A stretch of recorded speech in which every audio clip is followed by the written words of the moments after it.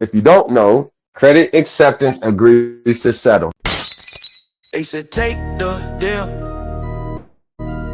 They say you can't win. Time is read the fine print, smile. Say, watch this, then watch this.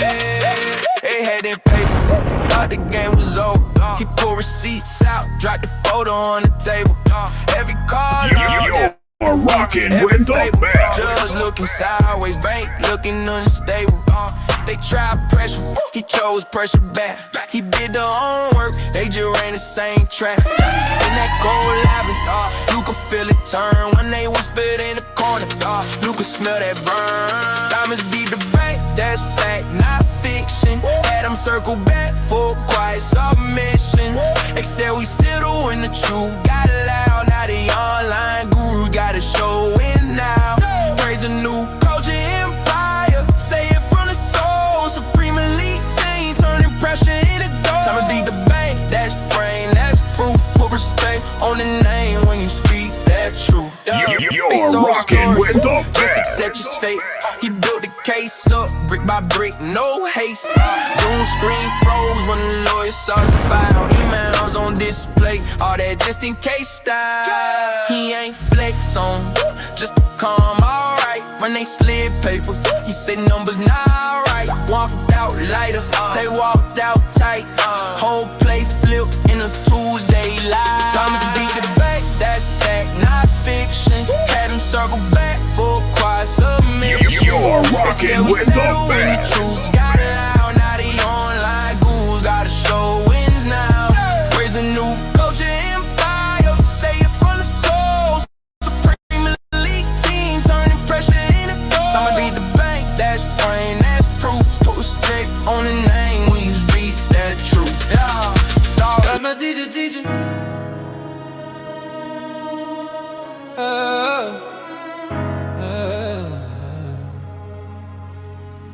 Started out with a stack of bills, hand-me-down suit, no fancy skills. Library card, late night, cheap coffee, highlight ink on every page he copied. No letters on the wall, just notes on the floor. Scratch math running down the old front door. Every question that the others left fade, he turned into a rule and a plan he made. Thomas started teacher, built it all from broken pieces. Read the books, the words got weaker. Turn confusion into secrets. When they ask who wrote the feature, who's the man behind the speakers? Tell them that's my quiet leader.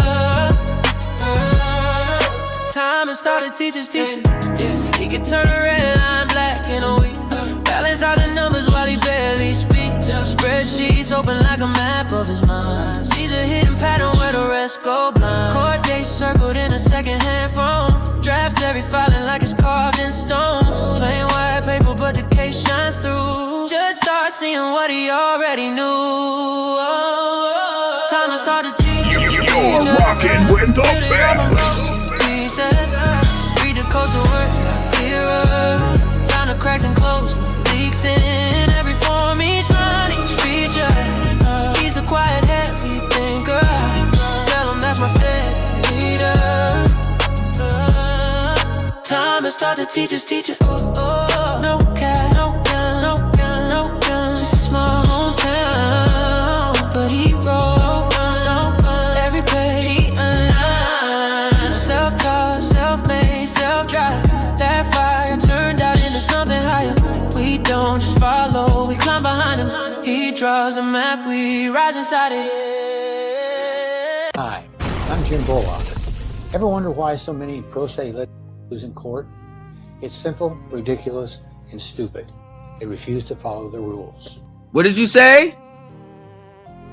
What did you say?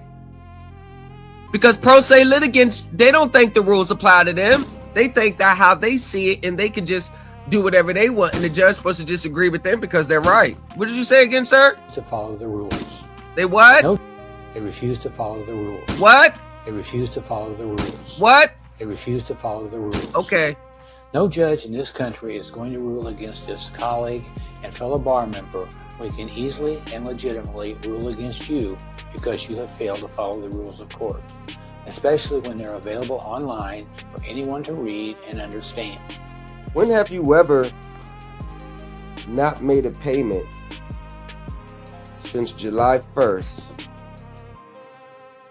but yet they're reporting the account as current, meaning they're not going to report negatively? Let's focus on that for a second.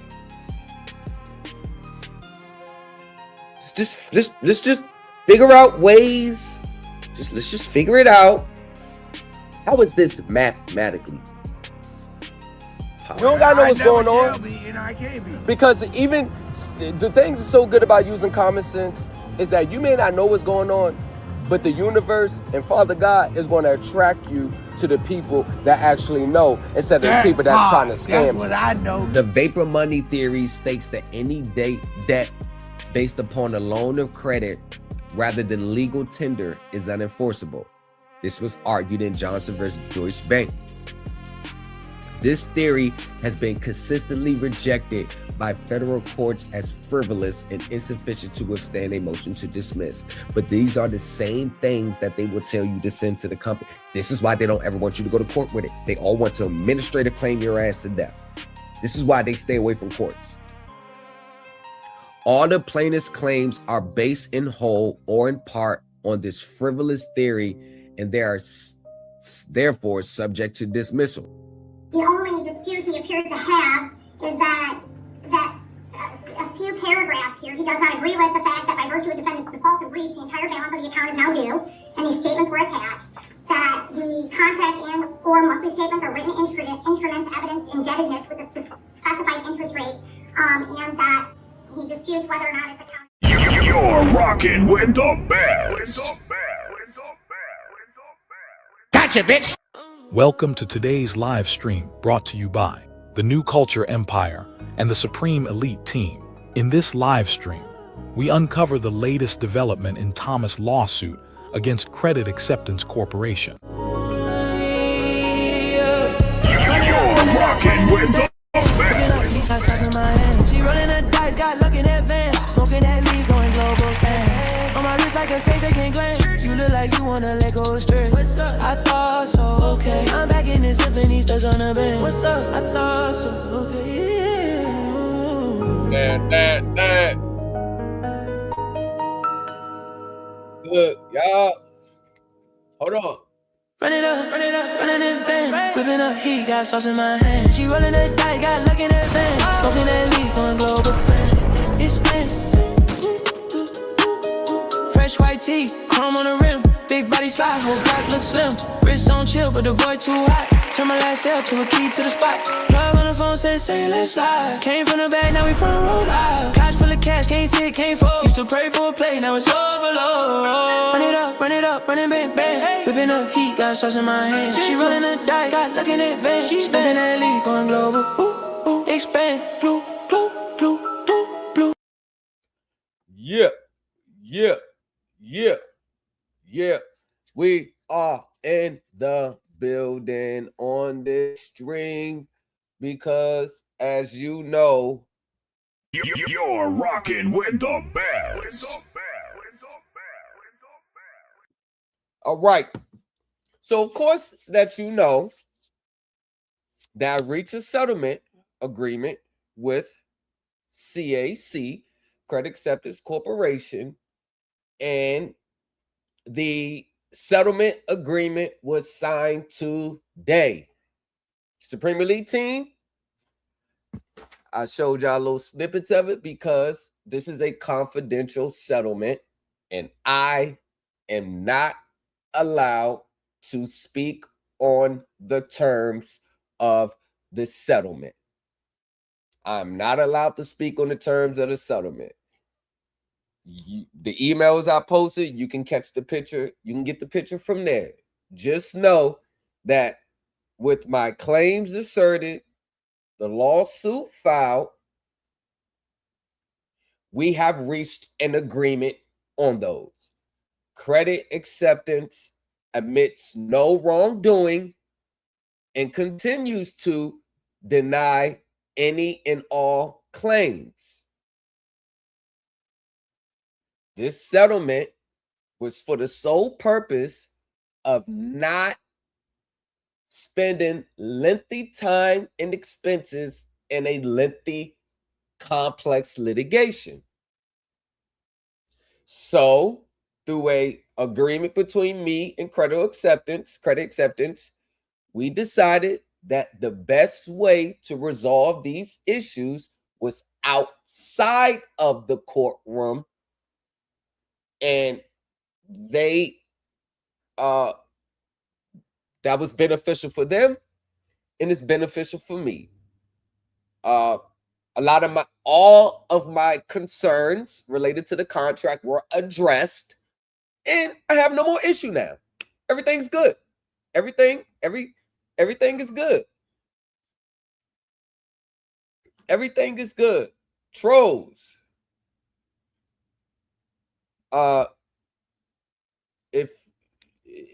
If you have a legitimate, you can come in. If you have a legitimate, I don't think it's legitimate because I don't know what you would say that's different from me and the professionals. But the question is, y'all, is with these people, you know what they got to ask themselves? They got to ask themselves, how do I separate myself so I won't continue to be subject to these terms and agreements that I can't get myself out of? See, once again, we're good.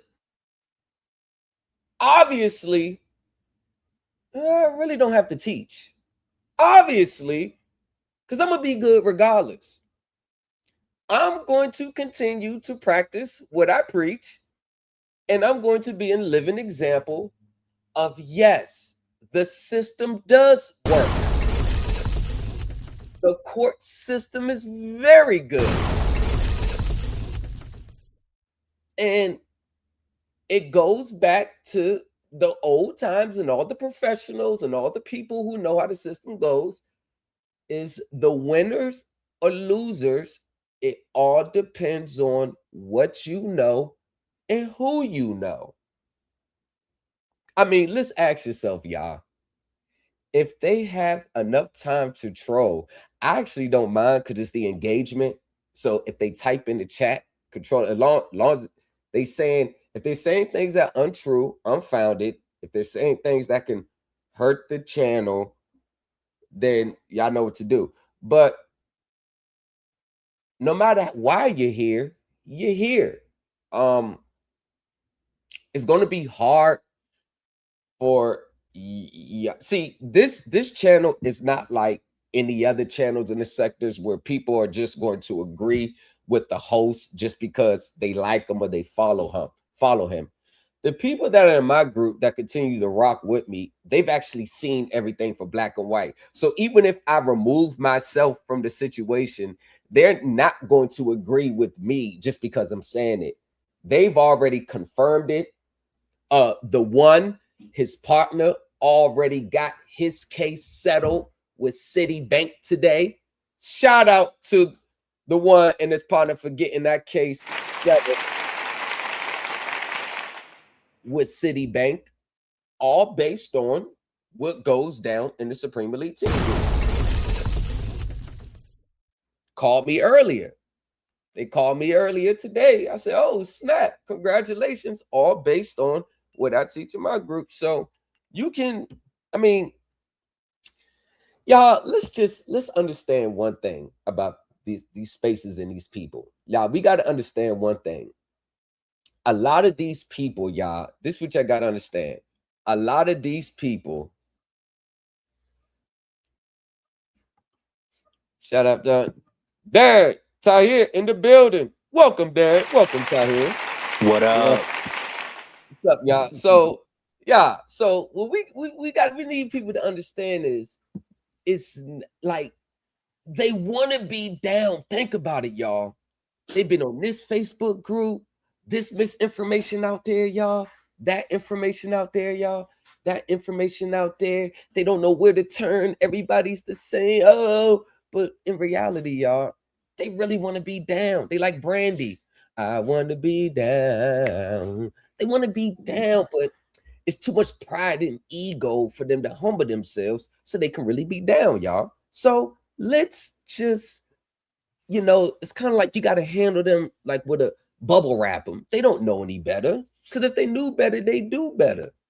If they really knew how to get themselves out of their own auto situations or their mortgage situations, do you think they would be wasting time? They would be getting things done. But y'all, everybody can't know this. Like only 2% of the world knows the methods I employ anyway. So of course there's some frustration there. Like, why don't you just come spill the beans to all of us for free online? Of course. But you got to understand, this system is not designed for everybody to win. The system is designed for very few people to win.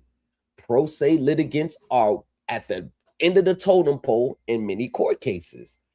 I just so happen to been involved with courts for a long time, and we got connected with top elite professionals in this field. So we know things that the average person doesn't exist. You can't be mad at me for that. You probably got to look at yourself and be, why aren't I attracting these professionals?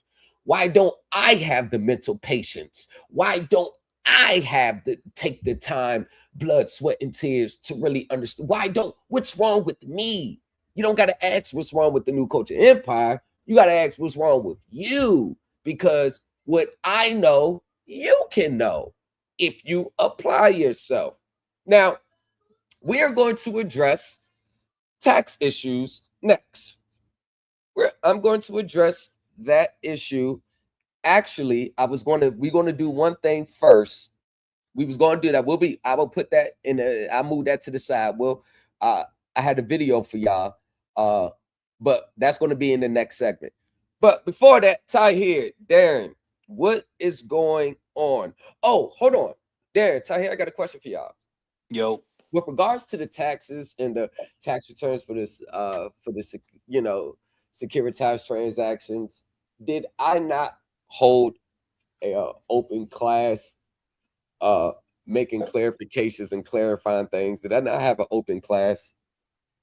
Related to that? And they're not saying the class, I say, y'all, I'm trying to reach out to everybody because I wanted them to be here in this class as well. That I sent emails and I sent links out to people, hell, even people that signed up last year. I went through my book and I sent everybody a link. So I told people we was going to clarify some things, and that the IRS went back to their pre-COVID regulations on the taxes, and they're going to be employing a strict regulations regard to auto tax returns. We're dealing with your auto transaction. Now, when COVID hit, of course, they were severely understaffed. Y'all seen the emails between me and the Treasury agent. Oh, yeah. Y'all seen that. Okay, I was gonna make sure I seen the emails. And they were working, remotely, and they didn't have time to do their examinations 8 months, 9 months. So they were giving you the benefit of the doubt. So when people were filing their tax act online and their 1099Bs, the IRS was giving them the benefit of the doubt. Yeah. So they was issuing refunds for 2020, 21, 22. Yes. It didn't mean that the IRS actually agreed with your position. See, the IRS can issue you a refund without them actually agreeing with your position. Like they don't have to agree with your position to issue a refund. They accept your position. You get what I'm saying? That's a difference. Right. So did y'all not hear me say when we read the IRS regulations where they say these transactions are going to be decided on a case-by-case situation? Absolutely. All the facts and the circumstances on a case-by-case. Yes. Right. Yes. Absolutely. Meaning they can issue a refund for this return, but not issue a refund for this return. Right. Okay. All right. I just wanted to I just wanted to make sure because I had some people hit me up asking, hey, what about the updates? What's the update with the IRS? And I said, if I get an update, Okay. right. If I get an update, you'll get an update. If I get it, remember, it's your this is one thing that the courts say in all this too. Most people think that a tax return prepared that was filed, and best believe, you know how many people I did taxes for this year where their tax prepared and messed their return all the way up. I mean, they butchered their return. So we had to do amended, we had to fix shit. It was a whole lot of things we had to fix, man. We had to profit and loss, Schedule C's. It was just so much that was left out. No depreciation forms to reduce their tax liabilities. And I've been on the record, and Tahir, you've been here the longest. How many times do I have to tell people that you're not entitled to a refund just because you have an auto loan? For them, just for the sole purpose that you got an auto loan that It's you're entitled. numerous times, almost every class when you address the subject matter. Yeah. All right, bro. Because I think people hear what they want to hear instead of getting the full context. The IRS is not going to issue you a refund for the sole purpose that you just have a auto loan or a mortgage loan. The IRS, They don't work like that. It doesn't work like that. Mm-mm. And their regulations. And number one thing that I've said in the class, 1 second, Design Tech Inc. I don't know who you are, but another thing that I said is the IRS is not going to issue these type of refunds for these securitized transactions based on the consumer loans. Remember we read, I showed it to you that these doesn't apply to consumer loans. So we had to go on the other side. Remember, we had to go on right. We had to go on the other side because it doesn't apply. So I've been very clear on the record. And if people don't want to reach back out, don't want to follow up, actually don't even want to understand what's being submitted.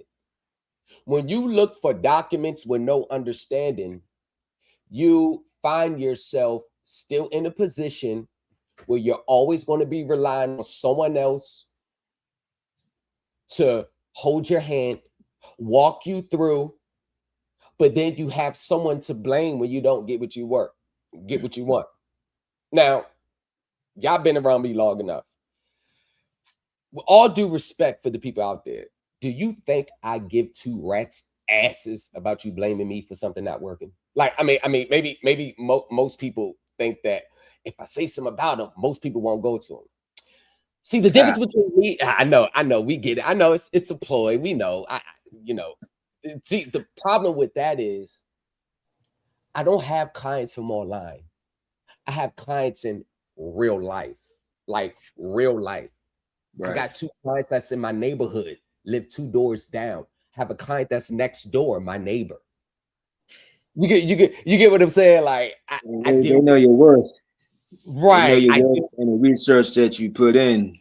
Some of them, but it's just the information that you point them out to, and the information that you're sharing with them to give them remedy within the corporation's own words and contracts and agreements.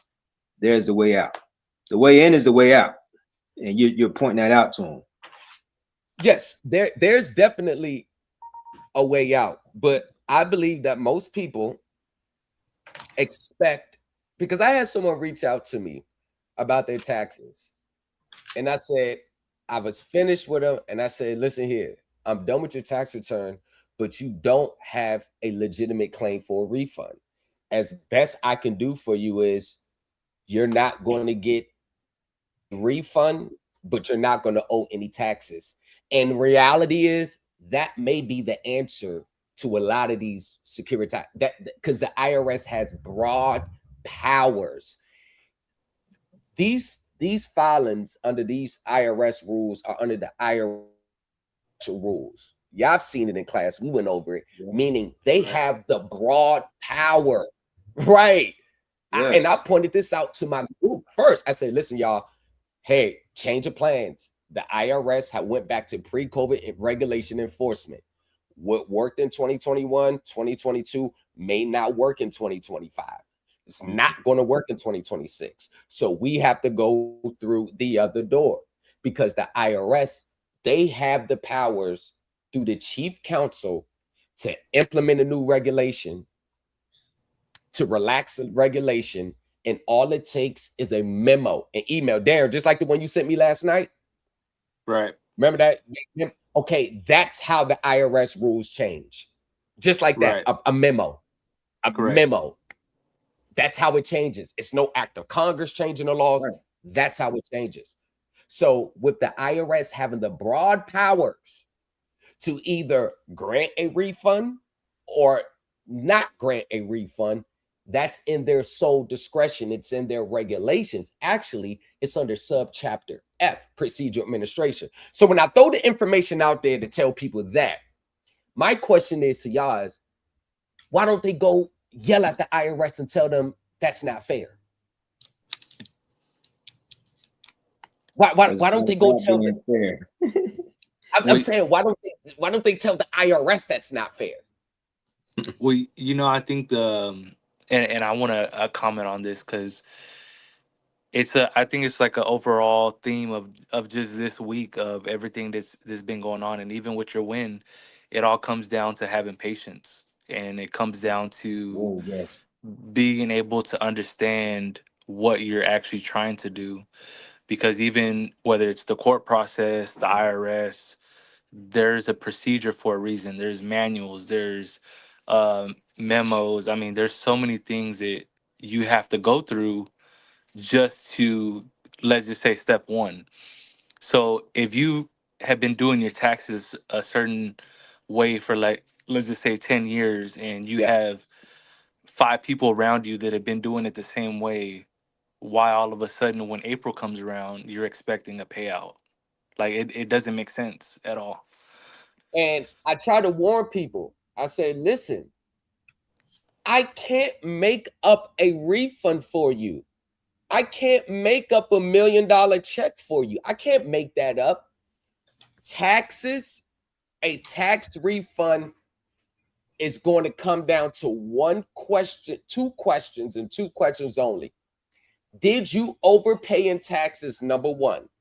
Number 2, if you didn't pay the taxes yourself, who paid them on your behalf so we can credit you with the tax payment? And if those credits are more than your tax liability, then you get a refund of the difference. Right. It doesn't matter if you're in a simple W-2, securitized transaction, investment, Schedule 1, whatever the tax scenario is, it's all going to come down to the overpayment of taxes. So ask yourselves this question, people out there: how do I convert my auto loan into the overpayment of taxes? By me attaching an auto loan to a tax return, ask yourself, how is that answering the question that I overpaid taxes? See, right, it doesn't. They don't know the answer. You see, no, that's the part. See, they don't know the answer. Right? They don't know the answer. I know the answer. They don't know the answer. So this is one of the dangerous things when you have no understanding, you have no foundation, and you just want to hear what you want to hear, and you're looking for quick, fast, free money. You start to become like, it really makes these people look bad. No, it makes them look bad because, number one, ignorance of the law is no excuse.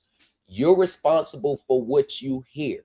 I'm responsible for following the rules and the regulations. If the IRS doesn't allow it, you're not going to get it. There is no secret trust. There is no secret account that the IRS is going to tap into. And y'all know, we went deep into the IRS rules and regulations and group. Like we went deep into it. Regulations and rules and manuals that most people don't even know it's a part of the IRS curriculum. Right. And once again, one thing that you're going to learn about the IRS, they're going to do whatever the hell they want. So you may not. Let me tell you this. You talk about an agency. See, with a finance company, hold on 1 second. Let me say this. With a finance company, you can hold their feet to the fire. Mortgage company, you can hold their feet to the fire, and most likely they'd be like, all right. With the IRS, that don't matter. They gonna listen with them. Motherfucker, you think your stamina gonna be tested with a finance company? These people will sweat you out for 4 or 5 years. Yeah. Want to know why? Because I got documents from quite a few people. And remember this married couple I told you about? They fought the IRS for 5 years for their refund. 5 years, from 2016 to 2021. The claim started in 2016. 2021, they finally released the claim and gave them their refund. They had to fight it for 5 years. And they was right the whole time. Because I have every single document. 5 years, y'all. Half a decade. So, if you don't have the patience, I don't know what to tell you. And patience ain't like a year, 6 months. Patience could be anywhere up to 2 years. But let me just tell you this, though. If there is no finality, and it's been almost like a year, probably pushing a year, and they still haven't gotten back, do you know that there is a rule in the law that they do have to give you a definite answer? And the rules and laws says this: the IRS must issue you a disallowance of claim. They formally have to disallow the claim. The problem with the IRS is they rarely ever do it. Y'all know that. Y'all know that firsthand. Remember, I had to force them their hand to. That's what gets the ball started. Right. Yep. Like they rarely ever do it. And this is, listen, do you think the IRS follows their rules? Oh, no. Absolutely Why they not. had to get on a commissioner 2 years ago in 2024. They had to get on a commissioner. You notice that the commissioner's always down there in front of Congress getting drilled. Right. Holding up people's refunds, stealing people's refunds for no reason at all. No reason at all. They're always getting grilled. They are always getting grilled.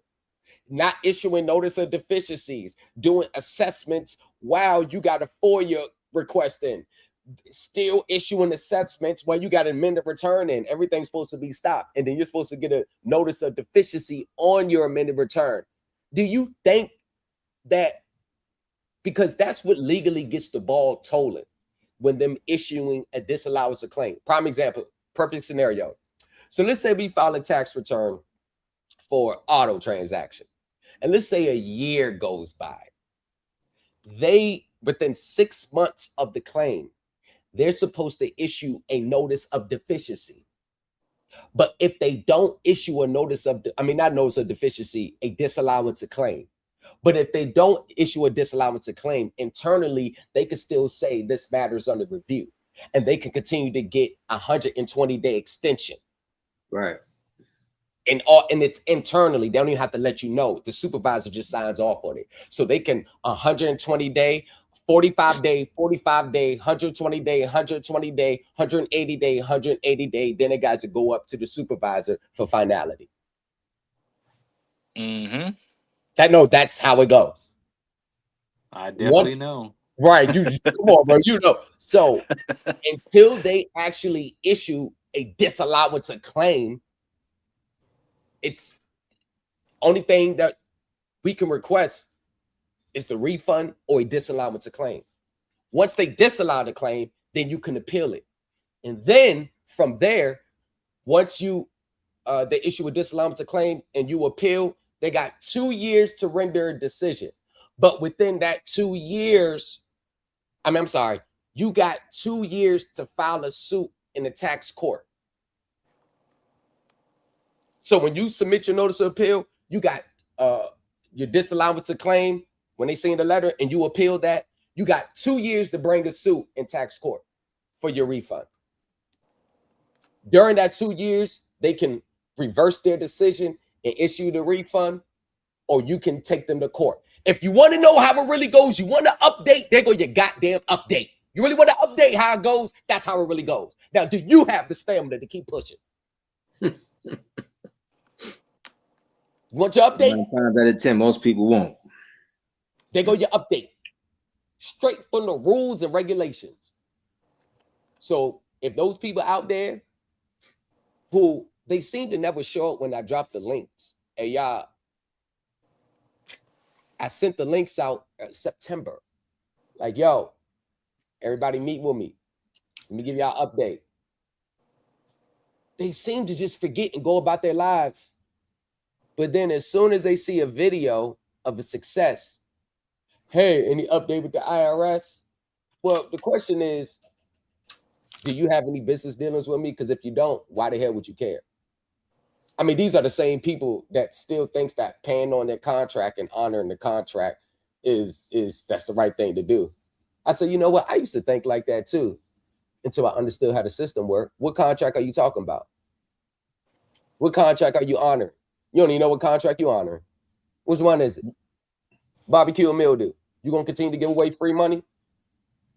Why are you paying on a contract that you probably already satisfied? You just want to give away your free money like that? Go ahead, be my guest. Sign them up. Sign them up, coach.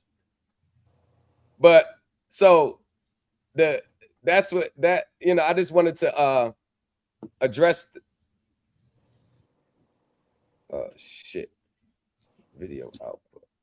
I just wanted to address that. So what are y'all thoughts on the CAC settlement? Oh man, that's a loaded question. Yeah, thoughts, man. Thoughts was congratulations. They came to their senses like they knew they would eventually have to. I mean, you covered every avenue that they could use to escape their obligation on their behalf. Yeah, but do I know? Oh, go ahead, Darren. Go ahead. Nah, I was gonna say I wish I would have called you before you signed. No. I mean it's incredible. I mean to see. Y'all I mean, go ahead for a second. Go ahead, talk, Dan. I got to run fill my cup. yeah, Up. go Go ahead. Just to be able to see the like from step one to now to see the whole process. I mean, everything you've ever talked about or Lamont's ever talked about. I mean, it's been on point. I mean, even if there was any discrepancies or anything that's popped up, I mean, we've always talked about it in class. He's never hid anything, and all the professionals that are in the group, they confirm everything. It's never someone's coming in and trying to little bro him or anything. Like it's always we're building and get understanding and just continuing to move on. So I mean, it's just it's phenomenal. It is. Well, welcome to the stage, T-Ski. Yo, what up? What up, y'all boys? Yeah. So, but here's the thing, though. What a lot of people don't understand, and I try to get them to understand, y'all. When you inform these people of their violations, y'all, they're not gonna roll over and play dead. See, they think that I let you know what's going on. Now you're supposed to do this, y'all. As soon as you let them know of the violation, as soon as you let them know of the violations, they're not going to roll over and play dead, and they are not going to just fix it. These people are going to make you. They're going to make you prove that you know what you're talking about. And you know what's so crazy? That another clause part of my settlement, no third party help. Yeah, that's crazy. Yeah, they no third party help. I can't help nobody else. That was part of the settlement. I can't help. That's part. I nobody else, and they're gonna know nobody. I'm not helping nobody else with CAC because I legally cannot. So you're on your own. But everything that was a part of my lawsuit, I've been was trying to let them know. So let's check that out. You all just called me about 10 seconds ago, so I'm just returning the phone call. Now, this was right at the time during my investigation. Oh, the one your device is not connected. You gotta connect your device.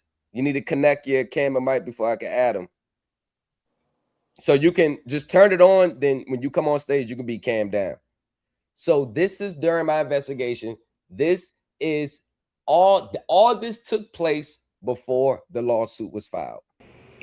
Well, at 3:41, I received a call from Credit Acceptance, but I missed the phone call. Okay, because I'm showing the last time we reached, or that you spoke to someone in our department was on the 10th. You were looking over your contract and application and said he went over to the...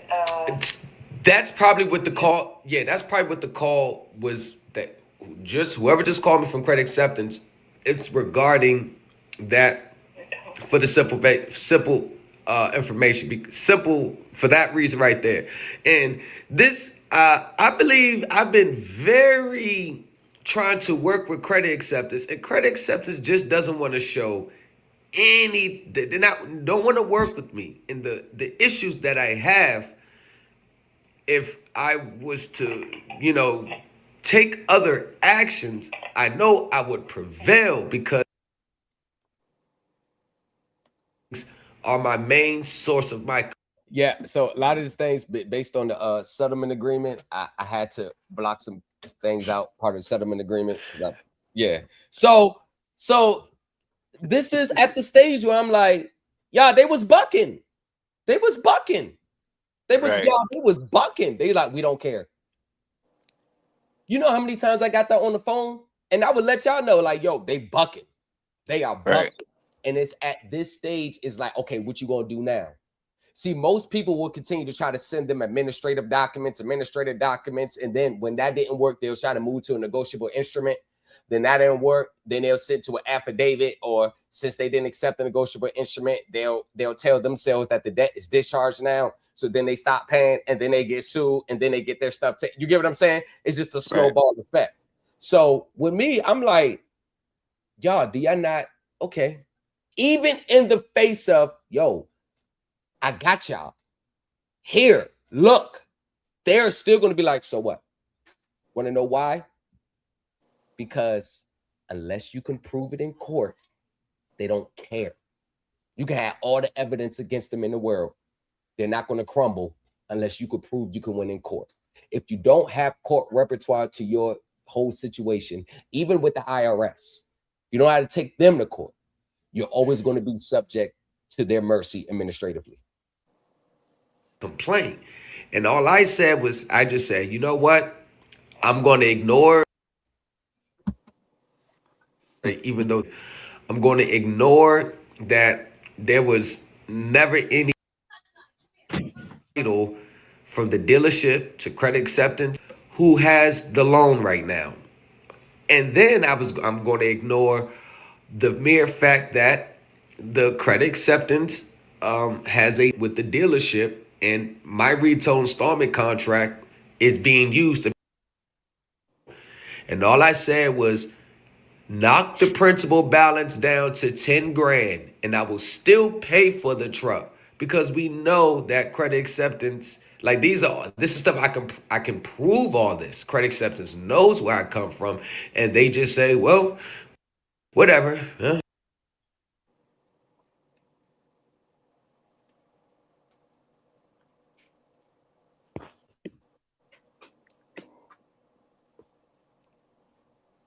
So yeah, I was like, even with all these violations, I still don't mind paying. I still don't mind paying. And it was basically saying, I caught y'all with your hands in the cookie jar. So I believe that's enough good faith showing to get a renegotiation. If they would have agreed to the renegotiation, you would have never seen a lawsuit from me. Mm-hmm. because I've already had a truck paid off by now. Right.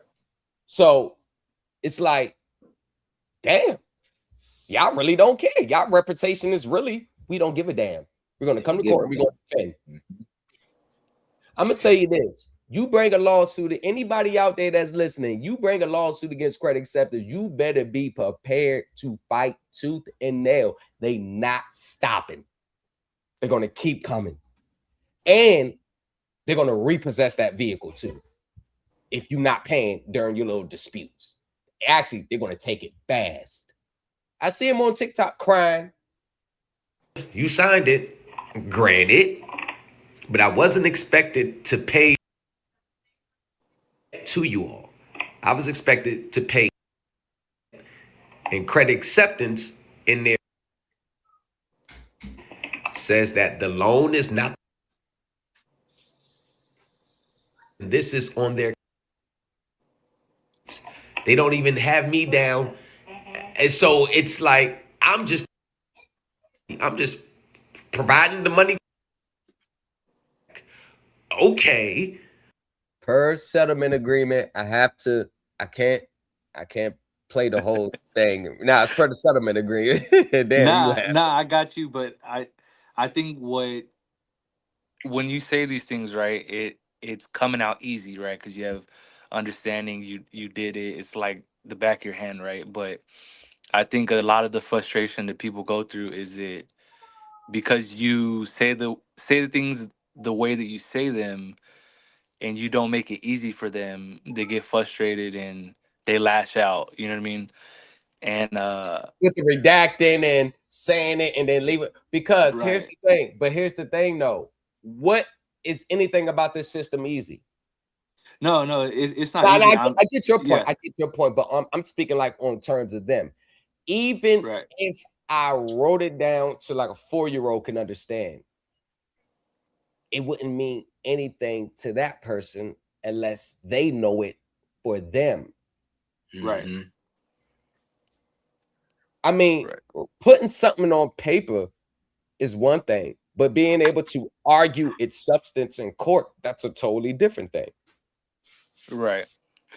And there's so many nuances, and it's like it.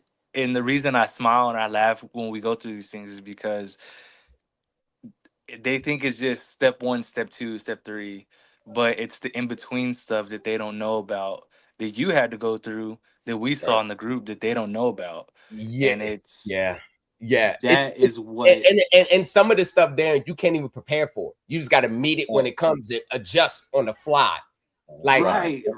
So it's like when we talk about these things, it's like I remember when he went through that. I remember when he went through that. But it just happened. It wasn't planned. It wasn't like, oh yeah, this is gonna happen next. You know what I mean? And anybody that guarantees do this, then it's gonna happen like this, then you happen like this, let's do this, they're lying to you. Anybody online that's guaranteeing 100% step by step, and this is going to happen. First, I'm asking, show me where it's happened for you. Right, because none of that happened. You can't guarantee that's going to be the same response every single time. Everybody's situation is different. Absolutely. Like that, I couldn't put a suit together for you that's going to be identical to Tahir's. Right. That's going to be identical to T's. All y'all got 3 totally different separate situations. So if I'm offering a one-stop shop document that is going to that document, it's impossible for it to cover all multiple. It has to be tailored to each person's specific situation. But when you're offering securitization classes for $33.33 and a 4-hour masterclass for $22.22, and you got about 40,000 followers on Facebook, 22, they're looking at it. Hey, if I get 1,500 people to pay $22 and $33, see, they look at quantity instead of quality. There's no way a legit master accounting class or securitization class is going to be sold for $33.33 with all the nuances dealt with that stuff and all the cross references and all the stuff you got to know, and still put in the legal form, all the nuances, all the hours it's going to take to put it together piece by piece. But $33, any professional or intelligent investor would run from that price. Absolutely. They'll be like, if you really knew what you was talking about and it's going to bear results, why would you sell it for $33? You see what I'm saying? Like, they don't even look at it from that standpoint. They're looking at it as like, oh, that's easy. I can afford that. That's why they steady getting scammed, because they're too cheap. They want Right. the most for the less. Right. It's an impulsive buy. Is the 30 bucks? All right, let me pay this. The next course, it's another 30 bucks, and it's just over and over again. And then by the time you look back, they spent like $500 on these mini courses that led to nothing. Led to absolutely nothing. And each teacher, I'm not telling them what to charge or what not to charge. What I'm saying is, y'all, this is stuff that very few, even professionals, are very well versed in. We know this now. We know that, it's so very few professionals are well versed in accounting and securities and wrapping it all in the lawsuits. Very few. Like their attorney, credit acceptance attorney, he's one of the few that's well versed in this stuff. They couldn't find one in Virginia. What does that tell you? Right. They couldn't find a lawyer in Virginia to take this case. They had to go to Maryland. So with that being said, you got to understand that this is not no normal situation. This is, I mean, I hate to use the word, but this is kind of like top elite knowledge and information type stuff going on. So at bare minimum, the teacher at least has to show proof that the teacher has utilized it themselves. Like that is and we're not talking about the specifics of the teacher situation. We talking about the core elements of what the teacher's teaching, that teacher employed it themselves in their own situation. Because people don't, I think that people are not buying processes. I thought they're paying for results. I thought that would be the number one thing that they can buy. But even when you're buying results, there's nothing about this system that's ever going to be 100% guaranteed. Nope. Y'all know I don't make 100% guarantees. Right. Because there's no way I can guarantee. I didn't even, y'all, did I ever guarantee that I was going to win this? No. Absolutely not. You said it was no guarantee we're going to win it. Right. I said, there ain't no guarantee I'm going to win this case. The judge can throw it out now. Right. I already said, like, there's no guarantee I'm going to win this. Like, this is a extremely uphill battle for me based on in terms of the claims that I'm bringing. Some judges don't want to touch it. They're going to be real strict. And as you can see, the federal judge is real strict, even down to the servicing. Y'all see what I'm saying? The federal courts are strict with the rules, y'all. They're not letting it go. But what you put emphasis on was following court rules and procedures. Yes. Like 80% of it was following court rules and procedures. And even with that, there's a chance where the judge may see it different from you. Because y'all remember when I said actual notice and found a case? Remember, the courts ruled differently. Right. And it all came down to certified mail or registered mail. I noticed that, right? That's what the judge, like, certified mail or registered mail. The irony, you see? Right. That, like, the difference in mailing. The reason why I didn't go back and serve them registered, because I already talked to them. They already waived service, and I already mailed my notice to withdraw the entry of default anyway, because we were in settlement talks. Right. You know what I'm saying? So it was, I mean, he denied the entry of default, which if he didn't deny it, they probably will get that tomorrow, the notice to withdraw the default. So I didn't want the default judgment on there anyway, because we were already reaching a settlement. So him denying the entry of a default, that wasn't a big deal. It was a moot point. But do you notice what wasn't denied? the motion for temporary restraining order and injunction in the complaint. Notice how they made them respond February 9th for the temporary injunction, and they had to respond by February 16th to the complaint. Notice all the core elements in the group was still operative. That's what I'm saying. So I don't know, man. That's the thing. A lot of people are gonna overlook that they don't have that understanding of what's going on because, like you were saying earlier about the tax situation, where you may you may be able to not owe something, but you may not get no money back. But in my mind, I'm like, that shares a win because my position was accepted. Right. Yeah. You get me? And So and it, then and I expect to have a return that first year. So when I file it again, or whenever that time comes, and they see that I'm getting a refund back, it should really be no pushback because they already accepted, and I was cool with not getting shit, but they accepted it. Right. And sometimes, and that's happened to me, that's happened to quite a few people. I know the IRS accepted their position, but they said, hey, you don't owe taxes on this, but you're also not doing a refund. Zero out. We got to be accepted. Okay, so you're not gonna owe tax. You don't owe any taxes on this filing, but you're not getting a refund. See, most people would not look at that as like, oh, that's cool. Refund. I need money. Refund. Money. I need the refund. I need the check. I want the big check like everybody else online. When the last time you seen someone with a 200, 300,000, 90,000, $100,000 check floating around on social media? When have you seen it for 2025? You ain't seen shit. Not in those amounts.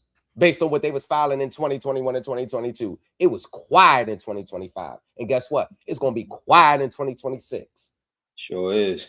They have tightened up the regulations. They're not cutting $200,000 checks. It's over with. You want to know why? Because they passed an internal memo and strict to the rules. Unless we could substantiate all these credits, they're not getting nothing. And they did that October 2023. That's why it was quiet in 2024, 2025, 2026. So, but one thing about the Supreme Elite team, we don't base our total existence on relying on the IRS checks. Like everybody in my group, everybody's gainfully employed. Everybody does their thing.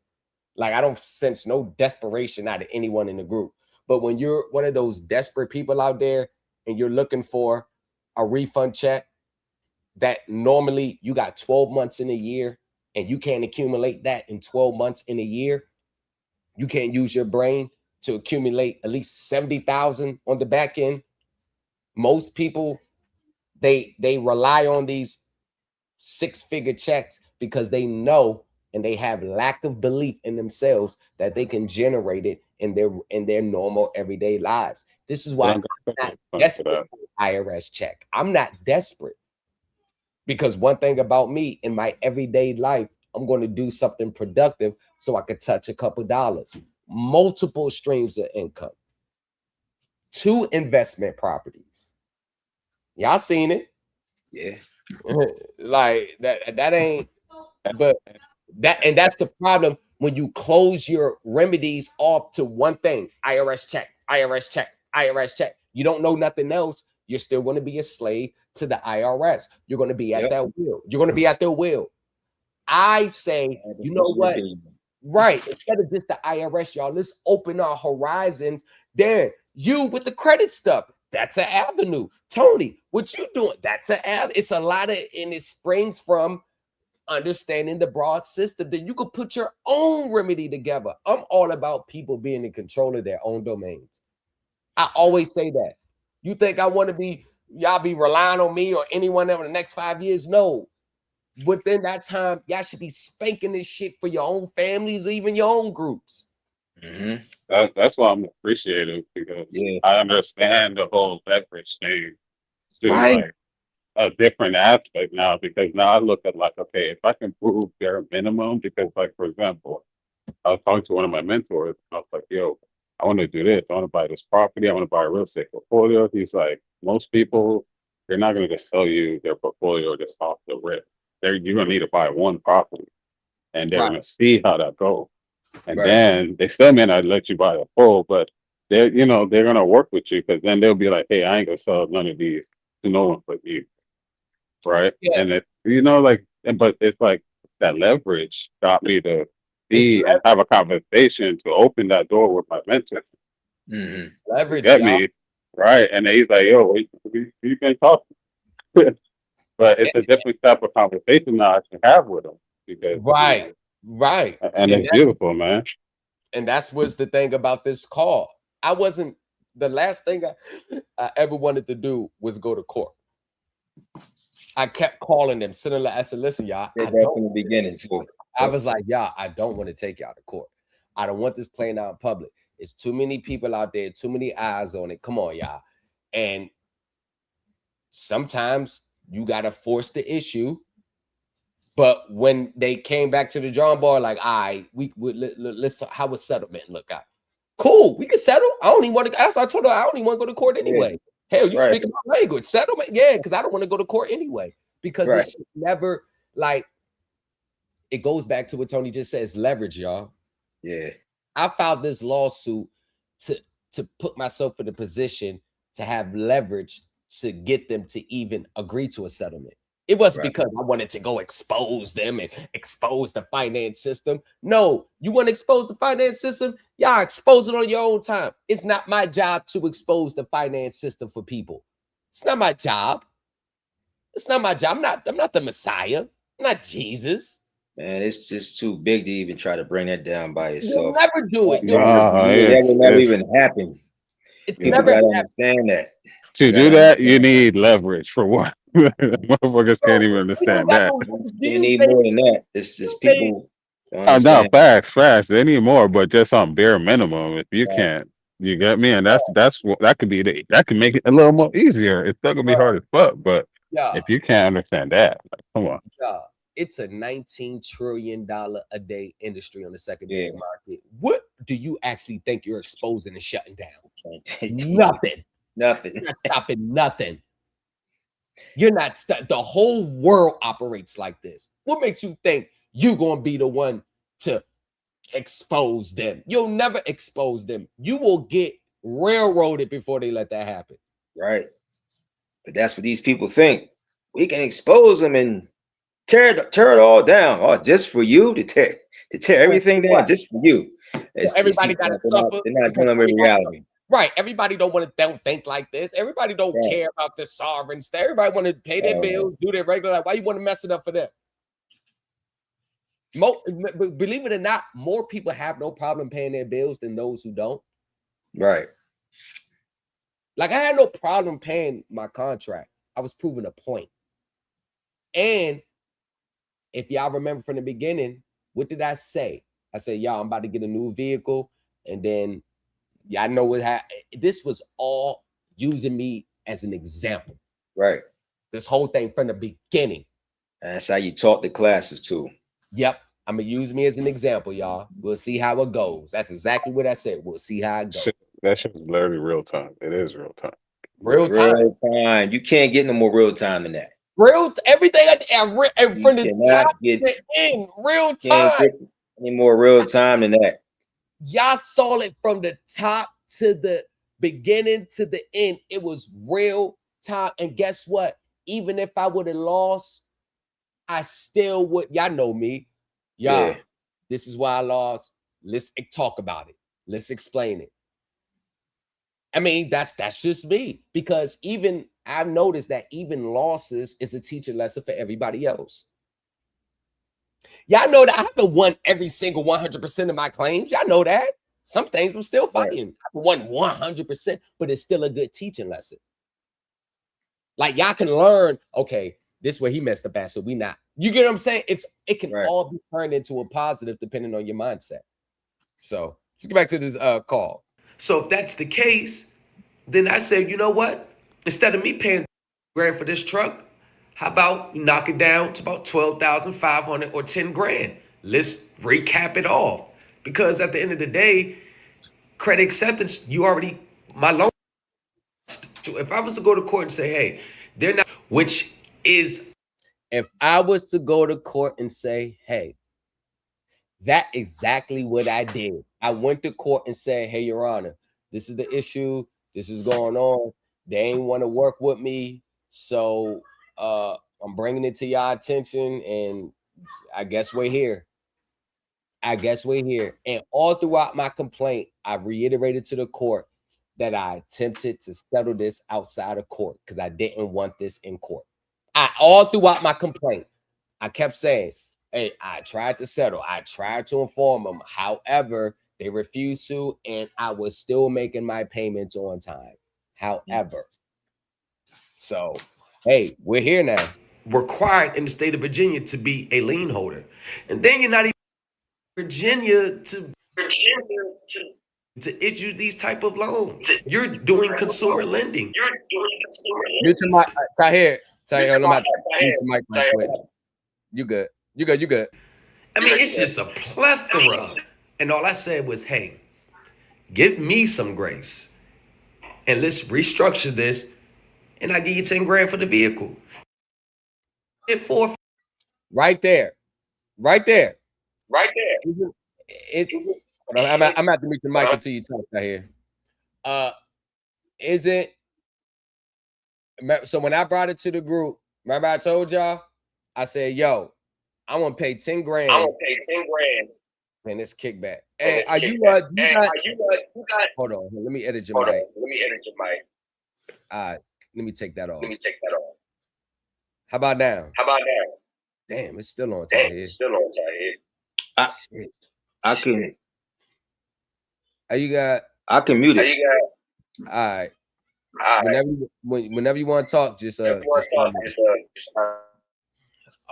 so I told them, I said, listen, I have everything.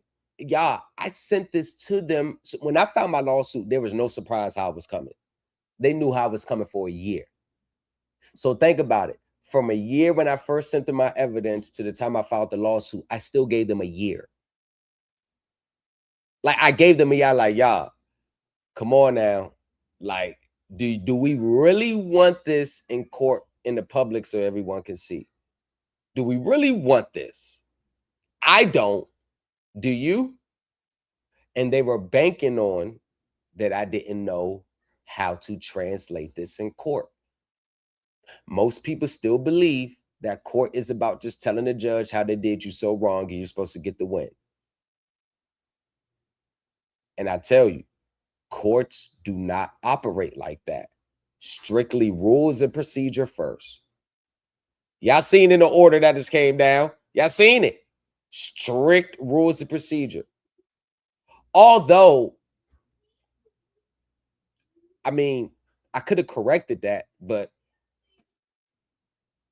I just let it ride out like that because the attorney already made an appearance.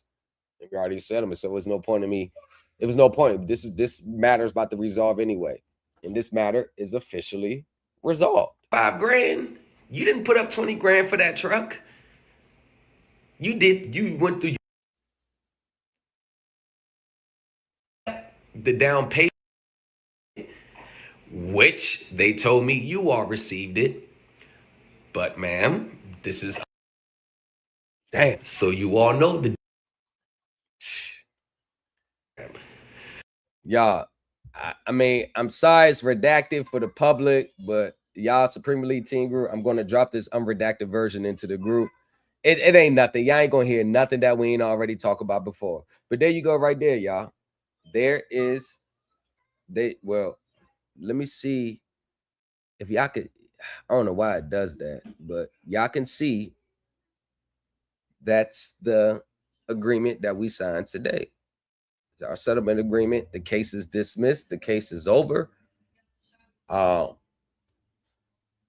Let's just say that my issues were resolved. I'm not going to get into details on what it entails, but the case is over.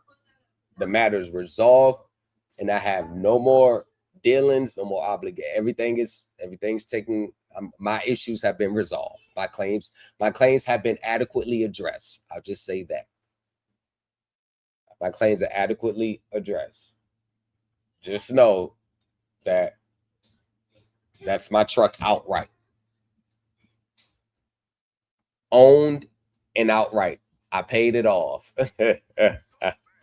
You're rocking with the best. You're rocking with the best. Let's just say that. Okay, so Lamont. Yes, I ma'am. think you already spoke to. Yes, you did. And the specialist has already spoken to you regarding this, and you've already let us know about all this issue. See, I called them because I had a missed call from them. But this ain't my first time. This is like my 5th time talking to them about this. And they still refuse to budge. I said, oh man, y'all tough bargain. These people are not going to roll over and play dead. I hate when these teachers out here say, well, you let them know this, they're going to run and they're going to do this. No, they're not. They're going to double down and triple down. They're going to make them acquiesce. They're going to make you. They're going to call your bluff. If you think you could bluff with fee schedules and threats in your notices and Title 18 USC and that you could threaten and you're not scaring nobody with your notices or your affidavits of truth. You're not scaring no one. No one is scared of y'all. They're not scared of you. And you even stated that you were going to go to DMV and have our lien, removed. But I'm trying to work with you.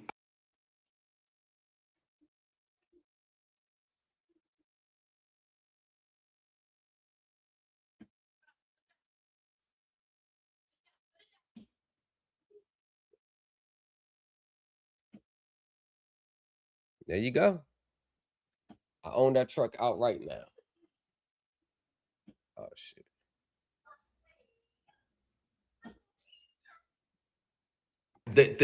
I own that truck outright. That's my truck now. The thing about the contracts is the contracts, they're approved by you all. It is a credit acceptance retail installment agreement. You can't hide behind it. It's on. It is your form. It's your form. We don't renegotiate loans. That's all submitted through it's only done through a dealership. But ma'am, the loan, we don't work. I understand what you're saying. The general public directly. I understand what you're saying, but this I want you to understand with credit acceptance. The loan, it's not the loan that you're talking about.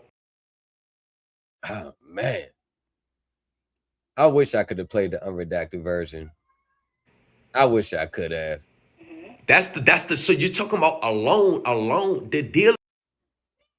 God damn, that's some gas right there. That's what would have been a loan. The dealer had, oh man, that's with fire. You all into the gas that you all extended. This is your loan. Woo, that was some heat I was spitting. This is why. Ah man. An issue. Yeah, this is not an issue that we can assist you with. I'm sorry.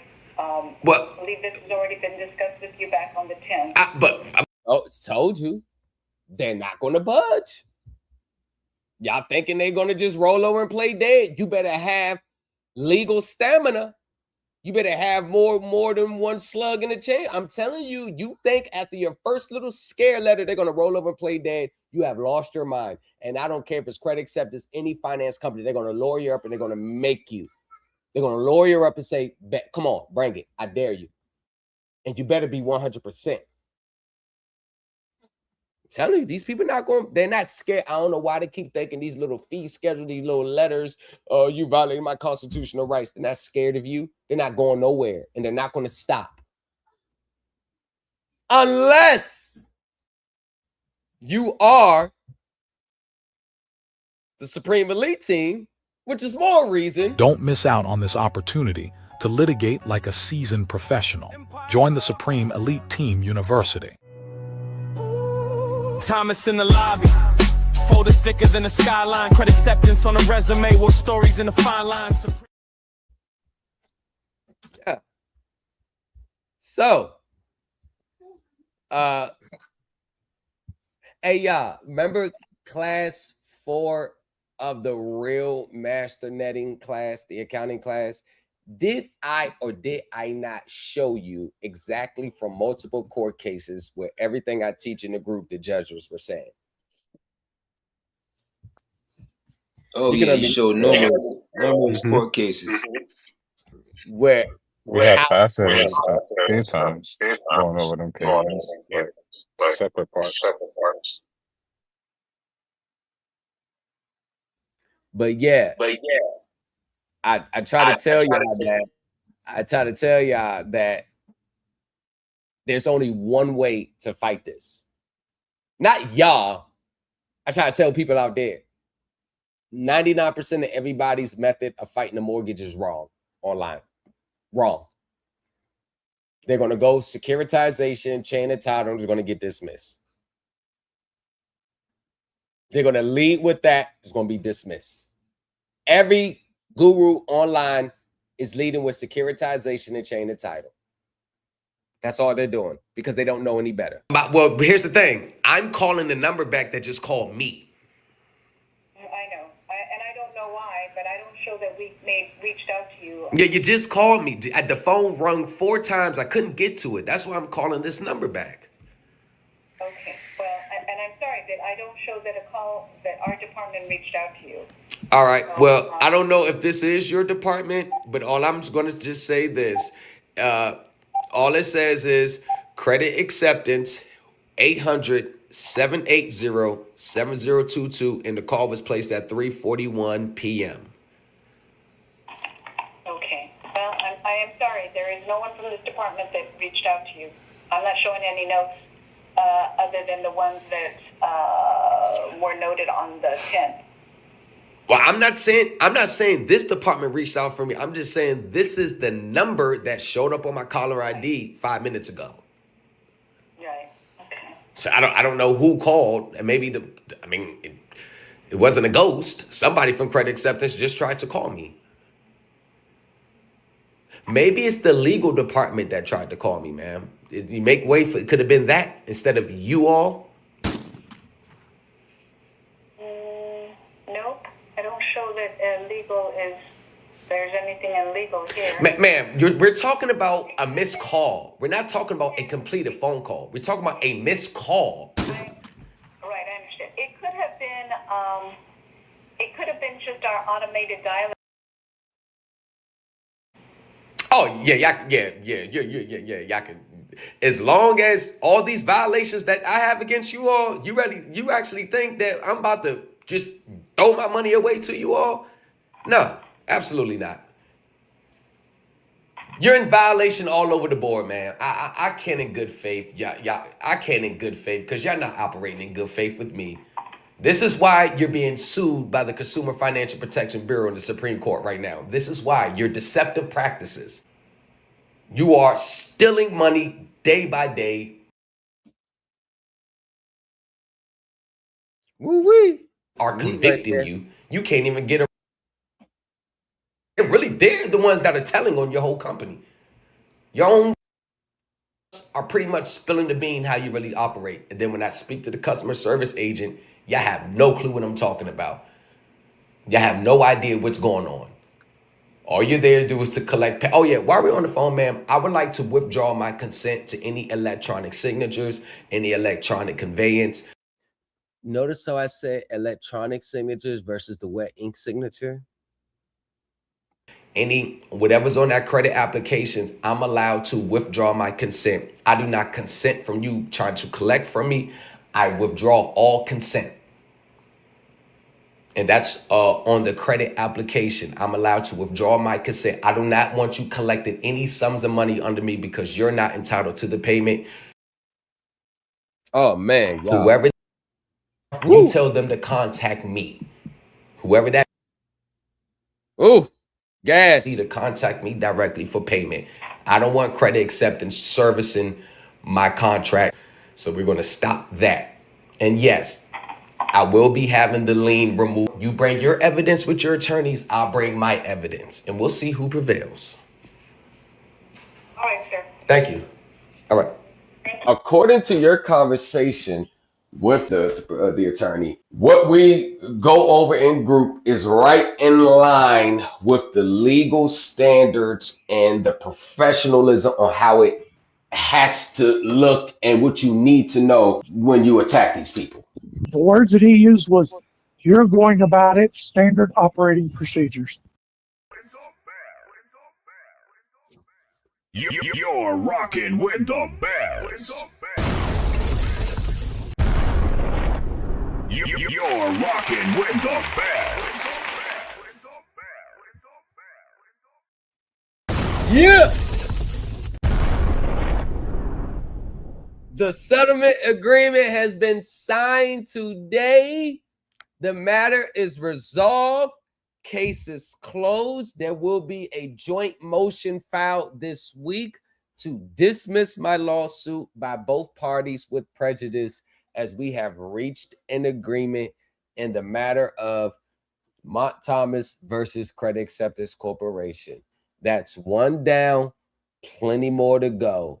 Now we're on to my clients and members of my groups, and we are aiming to play the game, and we're aiming to play the game to win. Ain't that serious though.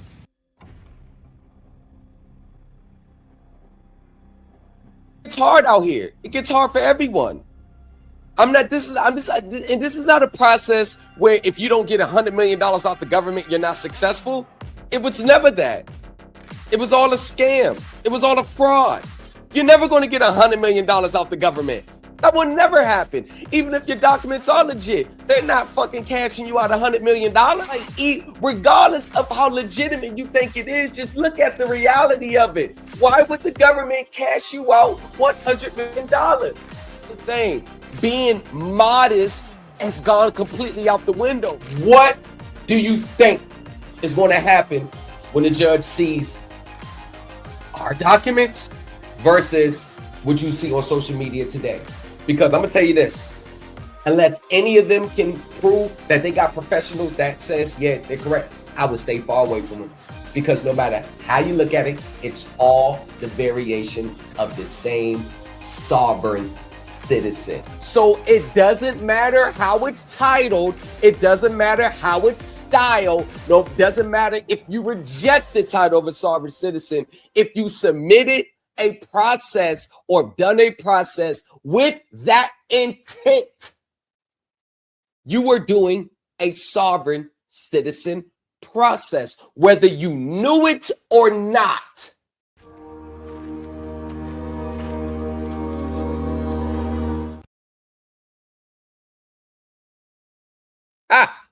Well, that is, I don't know what else. Listen, y'all, I don't know what else to say, man. People are still going to have their opinions, and they're still going to do what they want. They're still going to make their decisions. And the only thing that I say is, until you get a foundation up under you, until you go through that phase in which, shout out to the Supreme Elite team, because this was something, when we started out, it was highly advanced, still is, highly technical. But the strides that the group has made to figure this stuff out and put the pieces together, I got to give the Supreme Elite team its flowers.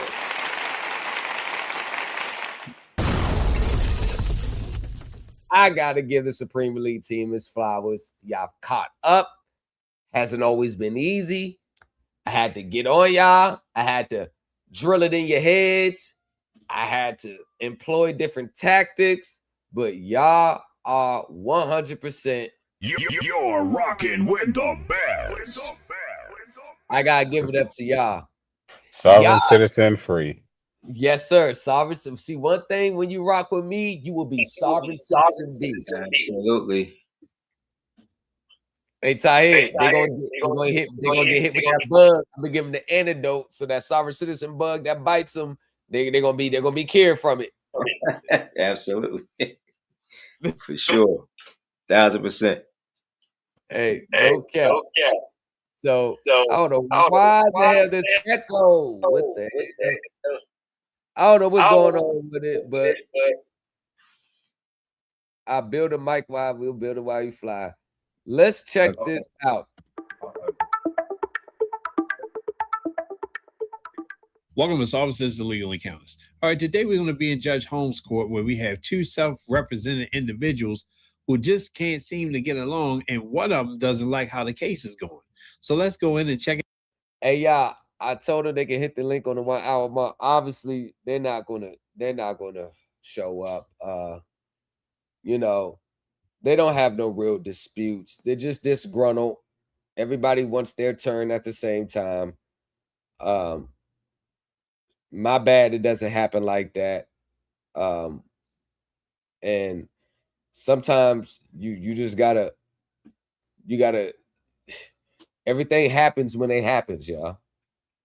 It's not going to be rushed. It's not going to be slowed down. It's going to happen when it's happened. If this is something that you truly want, and this is one thing that I'm always going to stand on, if 98% of the people actually knew what it took to be successful in this, they wouldn't even be here in the first place. They wouldn't be here in the first place. If they actually knew what this system's about and what it's hitting on and how hard it is to get the littlest of wins, the little wins, how hard it is to get, they wouldn't even be here in the first place. I know they wouldn't, because they don't have the patience for it. They don't have the mindset for it. And they don't have the mental stamina for it. This is why this system is reserved where only 2% of people win, the other 98% loses. Get out, get some snacks because it's high drama. Let's go. All right. Then 26, 2005.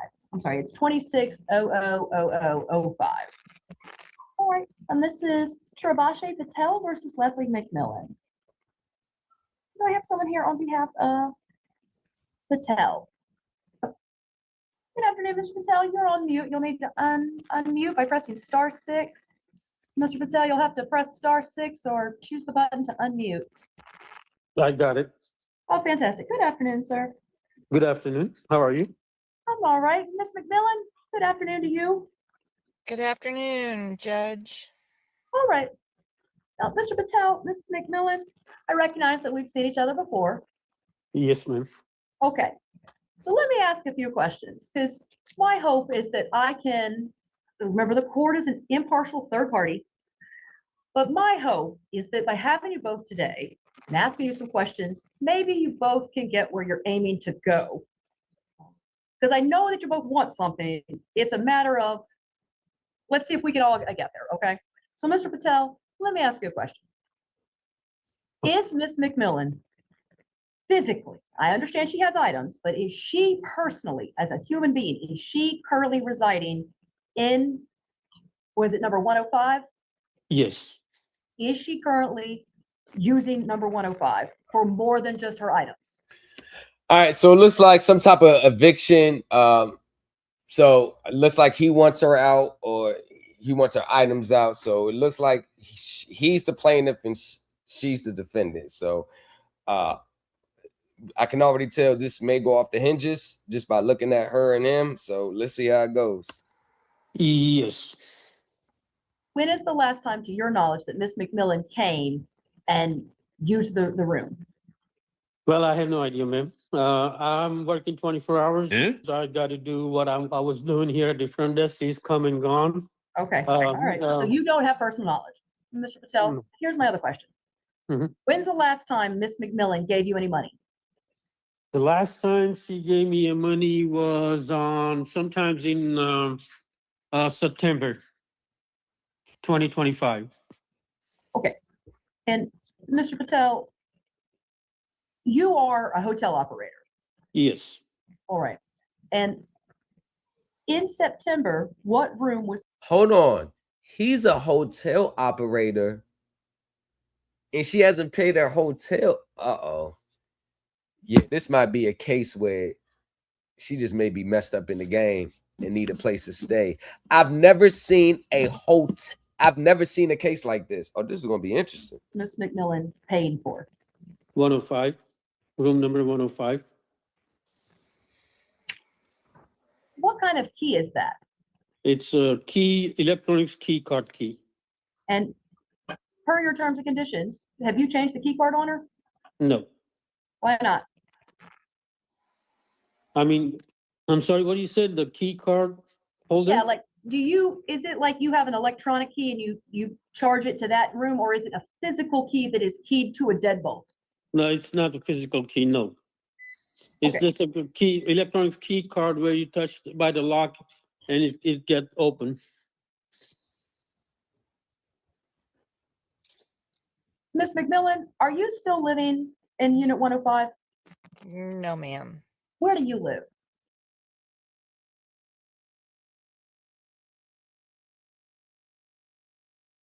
Christy, it says your device is not connected. So you got to connect your device.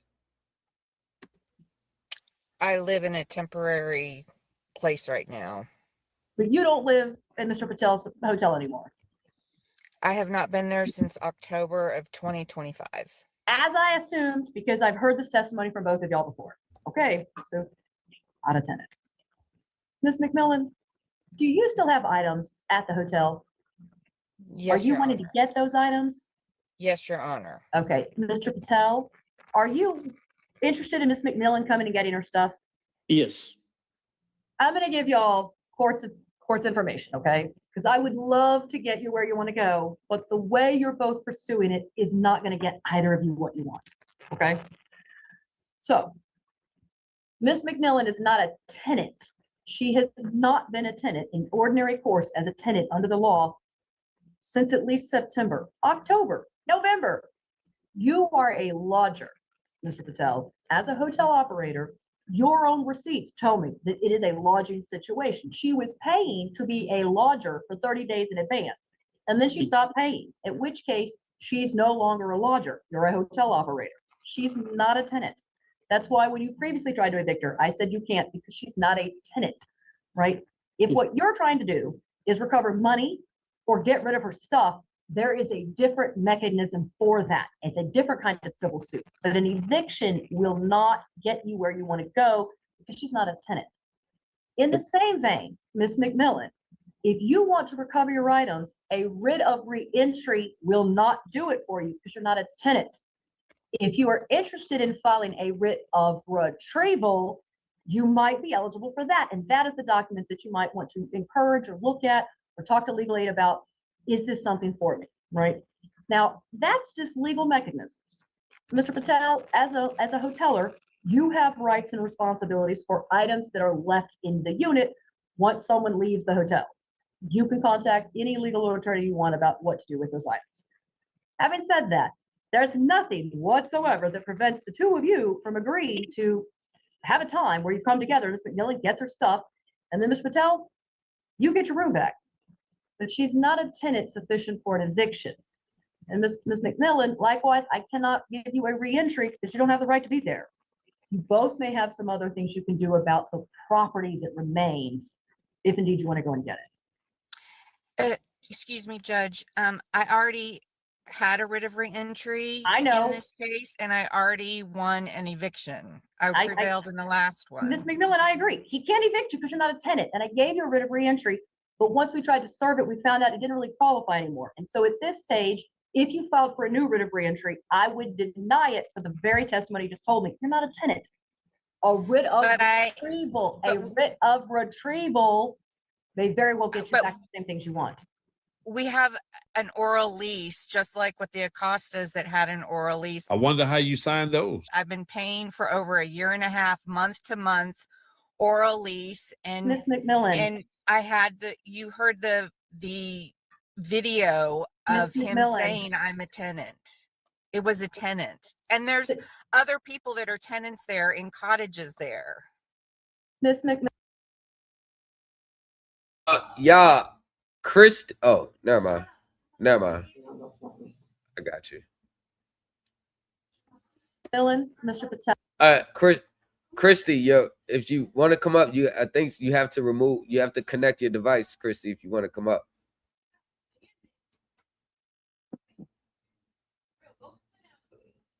Well, the court has exhausted its information that it provides you. And I will say it again. I don't find any of your testimony to establish for me a lease here. Not anymore. You may have once been a tenant, but you're not. If you're trying to get back your property, there is another method for that. And Mr. Patel, if you're trying to remove her property, please seek legal advice as to how to do that. there is not right now a sufficient landlord-tenant relationship between the two parties. So an eviction is going to fail. How could I have won an eviction and then been locked out and I prevailed in it, and then now all of a sudden I can't win another eviction? How is that even possible? You're winning the eviction because you're not a tenant, Miss McMillan. That's what I'm saying. You keep saying you won the eviction. You were sued to be evicted, and you won because you weren't evicted, and you can't be evicted if you're not a tenant. It's like saying I can't get you divorced if you've never been married. She is a lodger and a tenant are two different things. So you can't, these are the nuances, technical terms. You can't really evict her because she's not a tenant. She's a lodger, not a tenant. The difference. There she go. Welcome to the stage, Chris D. Hey, Chris, me and Karen, we rumbling in the jungle against Velocity. They got to answer to our summary judgment. We rumbling in the jungle. We rumbling in the jungle. I saw that. That's amazing. Yeah, we rumbling now. Hey, so you know what's so crazy about that is we was moving for our own summary judgment against them. I finished mine on the 12th. On the 5 minutes before I sent my summary judgment to Karen to file, she sends me Velocity's motion for summary judgment that they filed on the 5th, a week before. Now, the judges usually rules on those within 7 days. Yo, do you know the judge made theirs sit until they went back to court? Last week, and they got to respond to our summary judgment now. I try to tell Velocity, y'all already lost at the beginning stages. I don't think y'all really understand that. And Karen is due for a summary judgment victory because let me just be honest with you.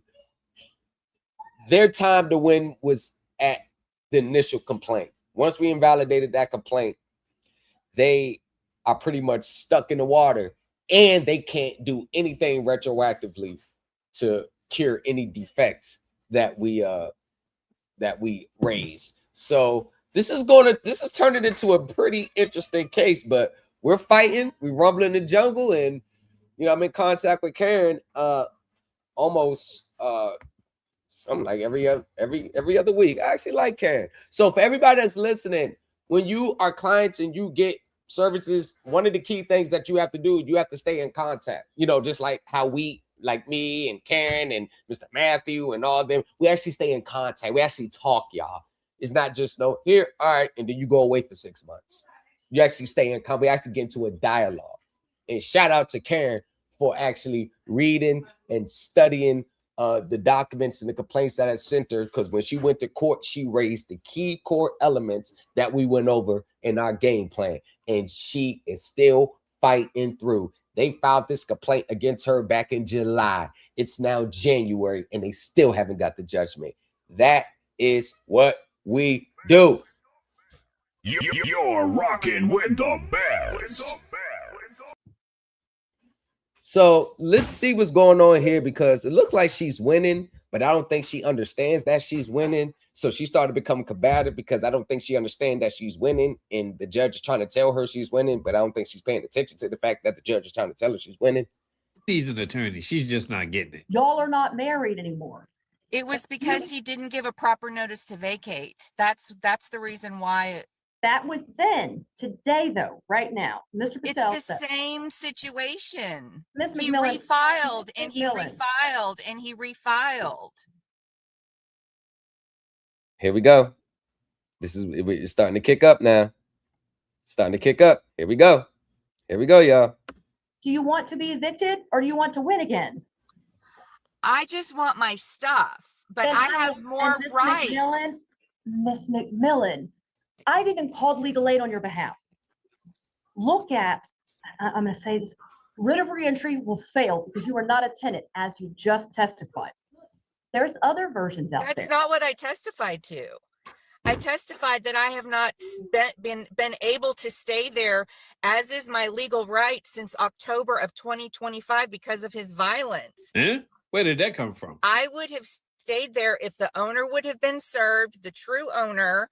I had every right to be there. I prevailed in the eviction. I haven't been able to stay there because I'm afraid of this guy because of his violent behavior. Ms. McMillan, have you paid rent for January or December? No. Then he you would owes me money. Ms. McMillan, then you would be evicted today for non-payment. You see? Either you're evicted. But he didn't even file the proper notice to vacate.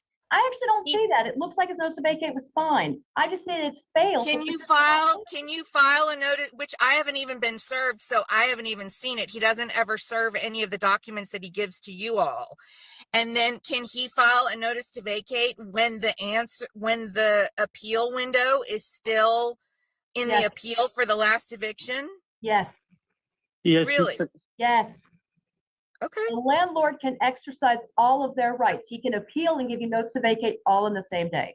And then he can reuse the same notice to vacate because he dismissed that eviction and he refiled the same day and did not give me another notice to vacate. He can try, but I've just found against him. Yes, ma'am, I did. She came on December 5th. I did like the way in an envelope, set it up outside and inside the room. She came and picked it up. As I see it, as y'all. Hey, y'all, I got a question. Were they dating, or is this just a regular agreement? Do it look like they was dating, or is this just, I don't know what's going on here. I've explained it. There are two options for what I can give you. Either Ms. McMillan is a tenant who's not paid her rent and she's evicted today for non-payment, or Mr. Patel doesn't have a tenant because she hasn't resided there in well over a month, and as a result, case is dismissed. Neither of you are happy with that outcome, but that's what I'm left with, and that's the ruling. Court says plaintiff take nothing. I don't find that Ms. McMillan's a tenant, and Ms. McMillan, no other conversation. Please contact legal aid about how to recover your property when you are not a tenant. There is a method for that. There's a She's trying to throw you a bone, Miss McMillan. The judge is trying to tell you you're right in multiple cases here. She's giving you a bone. You need to pay attention. Form for it, and I am happy to sign it, and you can go and get your stuff from Mr. Patel, who wants you to get your stuff and leave. Okay. All parties are excused. Is it like a Ms. McMillan, what's that? How long do I have to get it? Did you see like the U-Haul reservation that I had already like planned before he locked me? That matters. Out. I still don't have a key. I'm afraid of this guy. I've asked for protection from this man since I filed the original writ of reentry. Like, you guys aren't protecting me at all. I would have gotten my stuff out. Okay, this is the part when you just shut up and leave. Like, I don't want to have my stuff over the holidays. Like, I mean, Ms. McMillan, please contact legal aid again. Please. Okay, and Mr. Patel, please contact a lawyer. Right? Yes, ma'am. It strikes me again and again, you're both just this side of where you need to be, especially when you both seem to be wanting the same thing, which is Ms. McMillan to get her stuff back. All right. Is he going to let me get my stuff back safe? Oh my gosh, lady. Safely? Yes. Like, parties can absolutely arrange that on their own, right? I want everyone. I have a lot of filings that I've asked to. Oh my gosh, what? Be filed that I've asked to have the court look at, and Ms. McMillan, one of them is. Yeah, see, this is one thing. Teacher moment right here. This is a teacher moment. This is the part where when she said parties are excused, and then she allowed her that one little second, Miss Miller with it, then she said her piece, and then she said contact legal aid. As soon as she said contact legal aid, the judge doesn't give two rats asses what you gotta say after that point. It's over. Leave, contact legal aid, go get your stuff, move on with your life. Simple fix. I have reviewed them, and I have been as clear as I possibly can with you. Okay, so you're not going to file to protect me. See, there you go right here. They, bam. Classic example, being too emotionally charged for court. Here you go. Let's see it. Here it goes now. So you're not going to like file to make sure that I'm I protected? will never file on your behalf, Ms. McMillan. I'm the judge. No, I mean, find for me to be protected. And how do I get a key? And he's told me that I cannot contact him to obstruct. So like, how do I do all that? Parties are excused. I don't think we're being very constructive. Please contact either Texas Rio Grande Legal Aid or any legal aid services about recovering items when you are no longer a tenant. For the 5th time. Because you're not a tenant. That's why you're not evicted. And Mr. Patel, you know, parties can, everyone seems to want the same thing. I want y'all to have the same thing. But legally, it's not an eviction, and therefore it wouldn't be a writ of reentry. Y'all are past that stage. I don't understand how that could even be, but because you don't understand court procedures. That's why. That's why. How do I even go? When you don't understand court procedures, you will always think that the court is railroading you. It's a conspiracy against your rights. They're trying to prevent you from asserting your rights. And the whole time, with a lot of people who think like that, they really don't understand how court works and the rules and procedures and the nuances that goes on with court. So they think they're being, adversely affected. In reality, the court is just operated by its normal rules and procedure. But it's not the judge's job to inform you of the rules and procedure. In fact, they're not even going to tell you what the rules and procedures are because they're not allowed to, because every party in court is presumed to know the rules and procedure of court. And you're not going to get any latitude in that. You may get a little latitude in your motion if you're not saying the words correctly or they're liberally construing what you mean. So you may not be arguing correctly, but they know what you're trying to say. So they'll take it as you're trying to say what you're really trying to say, but you're just not saying it correctly. That's about it. And they may help you with your questionings and cross-examinations. They won't allow you to get objected to death because they don't know you. They know you don't know how to form legal questions. So they may give you a little latitude with that. But when it comes to rules of procedure, no judge is going to give you any latitude. Either know or you don't. About to get a key and get my things. Ms. McMillan, that's legal advice. And per what I'm saying is you don't have the right to have a key. What did I just say? That's legal advice, and no judge is going to give you legal advice. Because you're not a tenant. But I was a tenant, but oh my God, lady, just where's the exit button? Now I'm not a tenant, even though everything is the same. Yes. Like I had a key. Ms. McMillan, here's why. Because you don't have a lease. You were staying at a hotel and your time to the hotel came to an end and you didn't pay. I have an oral lease. Oh, there's no. Oh my gosh. Oh my God. Let me turn it down for us. Let me calm down. Ms. McMillan, what part don't you understand that you cannot have a lease as a hotel lodger?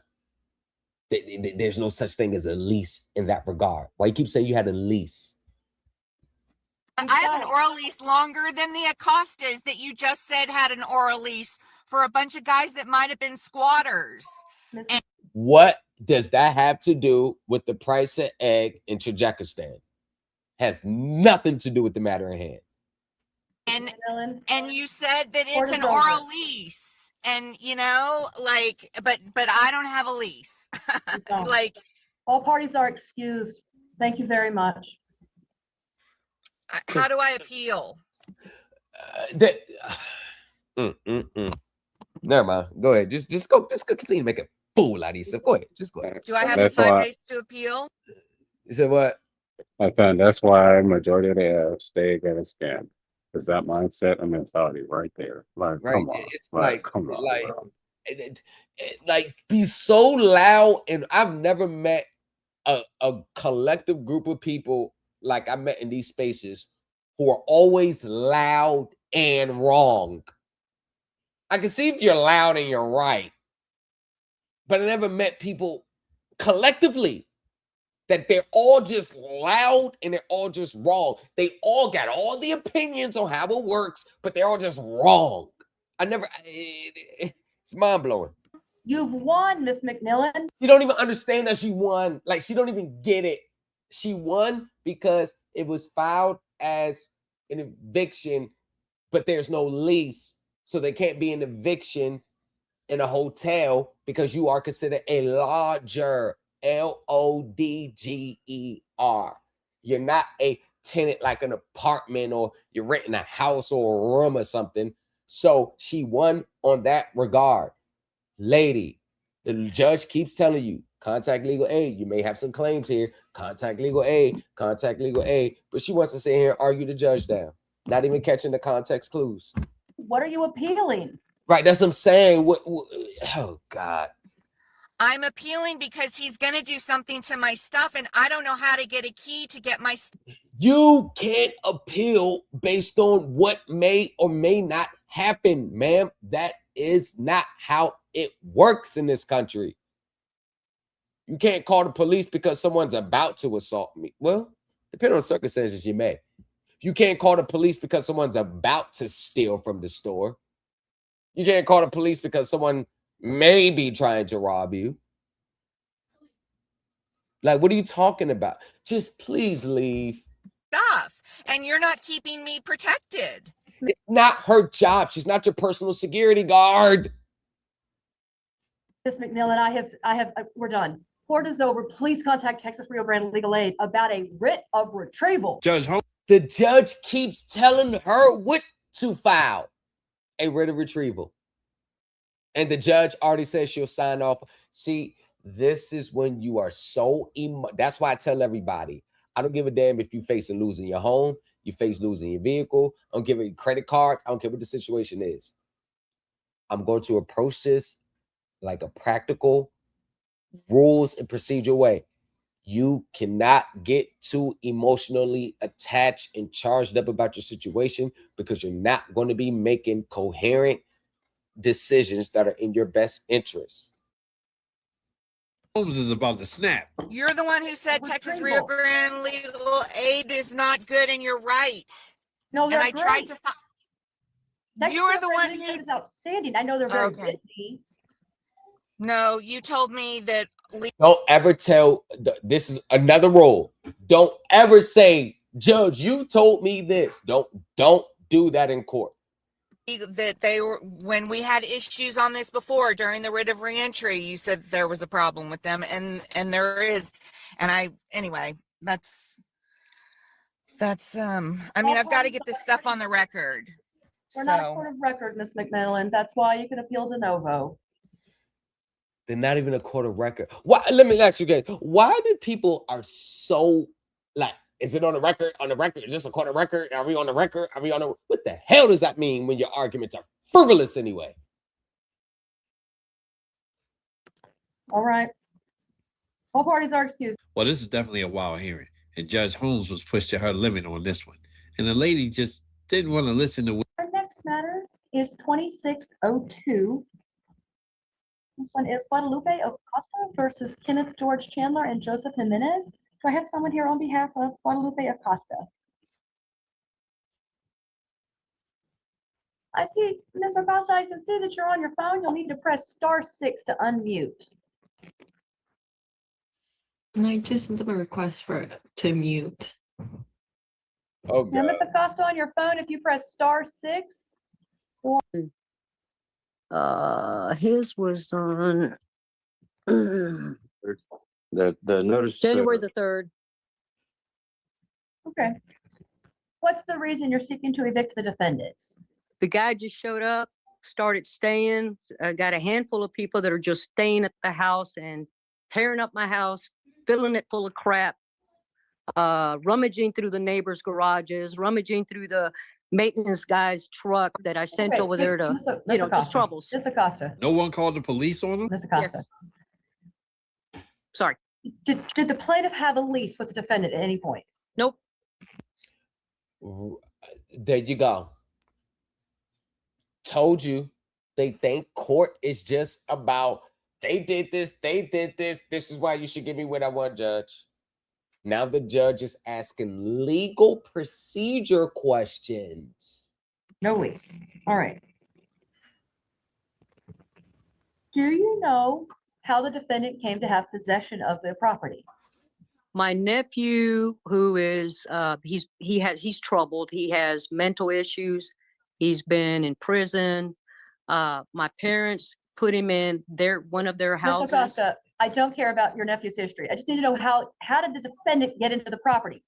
When a judge asks you a direct question, or when you're getting asked a direct question, direct answers only. You don't get off into a tangent, start rambling on what happened before you want to answer the question or try to get these little points in. They're going to shut you down every time. But I think you already know this. Showed up. They just showed up. They met Brandon on the street and they just showed up. I mean, from what I gather from my nephew and from them, they just showed up and started staying. So your nephew is who gave them access? I guess, Judge, he leaves the door open, so whoever wants to come in comes in. I can't get him. We're going to get him out as well. Okay, so Ms. Acosta, if I understand correctly, what you're saying on behalf of the plaintiff is that the defendants are not tenants and they've never had a lease. They have never had a lease. I think in November or December, because they were just staying there. More people were showing up. My mom did tell him that if he wanted to stay, that he could pay $400. That would at least pay for the utilities. And I think in November or the beginning of December, he gave Mom $200. And that has been it. Well, now that's a lease. I was just about to say, that's a verbal agreement. You allow him to stay. You shouldn't have took the money. You shouldn't have took the money. That's an agreement. You can stay, $400, pay for the utilities. That's a verb. Now he can be there. Okay. Right. So let's get the story accurate and avoid any sort of emotional story. Right. I told you. Look. Hold on. The defendants. Let's get the story accurate and avoid any sort of emotional story. Right. Told you. Emotional. What is she? Emotional and emotionally charged up and judge that. Told you. And she lied. She lied. Guadalupe Acosta just lied. Because she said there was no lease, no nothing, but you had an agreement that he could stay there if you paid $400 for the utilities. That is a legal lease. The defendants at some point came over and began staying at a unit that is owned by Miss Acosta, correct? Yes. Does Miss Acosta live there too? Nope. Okay, so this is a completely separate place from her. Yes. All right. Now, when, to your knowledge, or does Miss Acosta know, when did the defendants first come and start staying at this property? When did they start staying? Like November? Probably in October, November. October, November. All right, sometime in October. All right. Now, did Miss Acosta tell them to leave? Yes. Lots of times. In October, did you tell them you don't have permission to be here? Yes. Yes. Okay, and they stayed? Yes. Did there come a point where you agreed to accept money for rent? Well, in December, he gave me 200. No. Remember, Miss Acosta, you're dealing with a litigator as well. He just pops up with $200. Yeah, out the blue, here go $200. No, what really happened? But he kept telling me that he was going to pay and that he was going to pay and this and that, and he just. What was he going to, Miss Acosta? What was he going to pay? $400 a month. There you go. But told you. I told you. I am a litigator. I'm a litigator. I know how this stuff works. You don't pop up with $200. There was an elite. There was since he was going to be there, they was like, hell, since you're going to be here, you how about you $400 a month? Now we getting somewhere. Y'all. So that was the agreement for rent. Yes. Then that's a lease. Got it. Have a lease. So they're not. So they went all the way just to. Told you. Squatters. They're not just random people. You knew they moved in, and then you agreed to let them stay for $400 a month. If you didn't pay, that's a different story. Okay. So we have a lease with an agreement of $400 per month. All right, Miss Acosta. After y'all agreed that he could pay $400 a month, did he pay $400? No. How much did he pay? 200. And when was that? In December. January 2nd. No, it wasn't January. Mr. Jimenez, Sorry, you need to speak out loud. I'll be honest, you telling me you paid in January does not help your situation. I know. Duh. Sorry about All that. right, so just be quiet. Miss Acosta, he said he gave you $200 in December? Yes. All right, so he agreed in November? to pay 400, but did not. And No. then in December, he only gave you half the rent. Yeah. Yes. Who gave you the $200? Was it Mr. Jimenez or his counterpart? No, he's Mr. Jimenez. So he gave you $200, but his roommate didn't give you anything. No, nothing, not a nickel. All right, only take $200. How about January? Has any rent been given to you for the month of January, Ms. Acosta? No.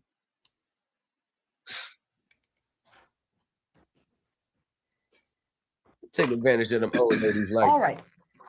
Did you give them a notice to vacate? Yes. When was that? Served Jimenez on January the 3rd. That's when I took the Texas notice to quit.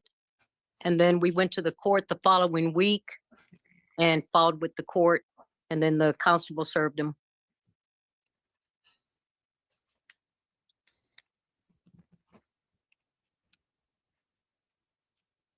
Ms. Acosta, the notice to vacate that you provided the defendants, did it give them an opportunity to pay and cure?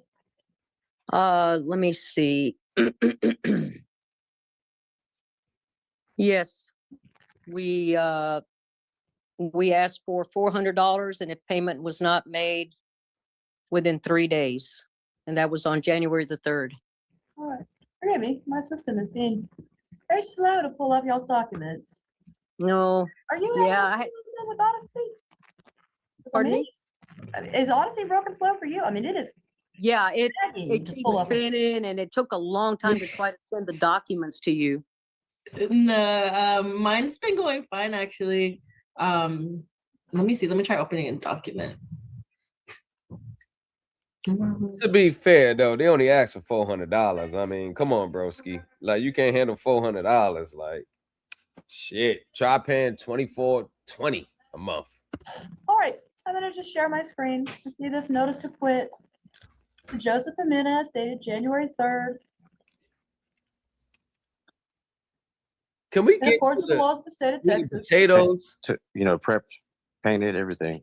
And then we agreed that it would, for me and Chandler, it would pay up until the halfway through December.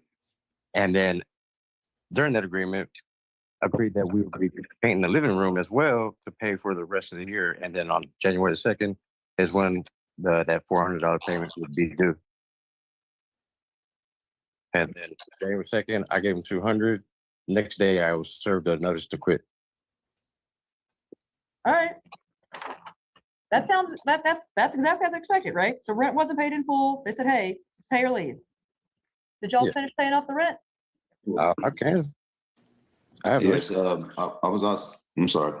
The answer is no. Y'all did not pay or vacate by the deadline given in the letter.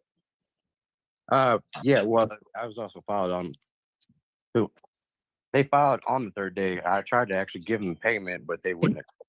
Yeah, I did the same, and I said I had the whole payment, and then they also said that to keep your money, don't worry about it. We're gonna get you out of here, and that was it. I mean, All right, Ms. Acosta.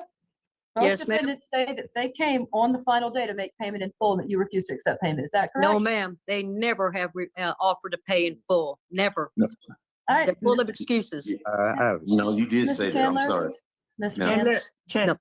Ms. Acosta? Yes. Quiet. Mr. Chandler? Did Yes, you have ma'am. any proof that you attempted to make payment before the deadline? Yeah, I also, by my notes, but that same day, I mean, Joseph was there as well. I mean, the witness was there. I even told Brandon. I mean, I tried talking to him. I also tried meeting them outside the house, and and we were supposed to meet at a certain time, and they chose to go to the house first. You know what I'm saying? And after we had a meeting that we were supposed to meet at 2:00 at my job. So that's why I was going to give him the payment on it. And I told him I have the full payment. She said, "Don't worry about it. You're getting to me." She just cut it short. And then Mr. Chandler, Mr. Yes, Chandler, ma'am. if what you're saying to me is that they could have come up to my job and got the payment for the rent that I was already late on, that's not a defense here. Did you get the money in their hand by the end of the day? Yeah, she told me, "Keep your money. Don't worry about it." She said, And the answer "I is promise no. you." Well, do because of what she said. Ms. Acosta, did he call and arrange to take payment with you? Did you tell him to keep his money? No, no, ma'am. He hasn't paid a nickel. I'm wondering if they looked at the rules for being evicted and decided to say, oh, yeah, we tried to offer them payment and they refused it. Do you think they're telling the truth or you think it's a made up story? Well, let me know in the comments. I don't know about turn on no damn money. Nope. I don't know you turned on no damn money now. I don't know about all that now. Joseph Jimenez, Jimmy the Cricket. I don't know. You got to tighten up. And I'm sorry, we also agreed that we was going to pay $100 a month. A week. A week. I'm sorry, $100 a week. I'm sorry. Okay, all right, Mr. Jimenez, Mr. ma'am. Chandler, did either of you pay $100 January 1st? The payment was due on the 2nd, and I paid him $200 on the 2nd. I would be technically $100. Mr. Jimenez, Mr. Jimenez, Yes, you ma'am. said you paid rent January 2nd. Yes, ma'am. How did you make that payment? It was cash payment. Who'd you give the cash to? Roughly, Miss Rafaelita. Who's that? That's Miss Acosta. Owner. In red, Ms. Acosta? Ma'am. Yes. I'm identifying her. That's in red? Yes. Ms. Acosta, Mr. Jimenez, under oath, is telling me that he gave you $200 on January 2nd. Did you receive money from him January 2nd? It was in December. Probably the end of December or something like that. But probably like a couple of days. You know, they a little old, maybe a little senile. You're a little old. They probably don't remember. But are you tired of paying for services? Are you tired of taking your chance with these social media online teachers and just because they got a large following, they know what they're talking about? Are you tired of that? Do you want to learn how to litigate like a seasoned professional and be in control of your own domain? Join the Supreme Elite Team University. Don't miss out on this opportunity to litigate like a seasoned professional. Join the Supreme Elite Team University. Thomas in the lobby. Folded thicker than a skyline. Credit acceptance on a resume with stories in the fine lines. Mr. Jimenez, is there a chance that there's a confusion between you? I don't confuse money or numbers. What proof do you have? I Can you have, tell me the description of how it happened on the 2nd? as of that date, to show that date, Yeah, like how'd you pay her on the 2nd? Did you give her cash? Did you give her a check? your cash. But the only, I asked for a receipt as well, and I just got a text message just to confirm that. Do you have a text message? I think I have it from Miss Diane, their aunt. Who's Miss Diane? That's me. All right, Miss Yeah, Ma'am? and he had asked me to send it to him. I sent it to him. I don't know what day I sent him.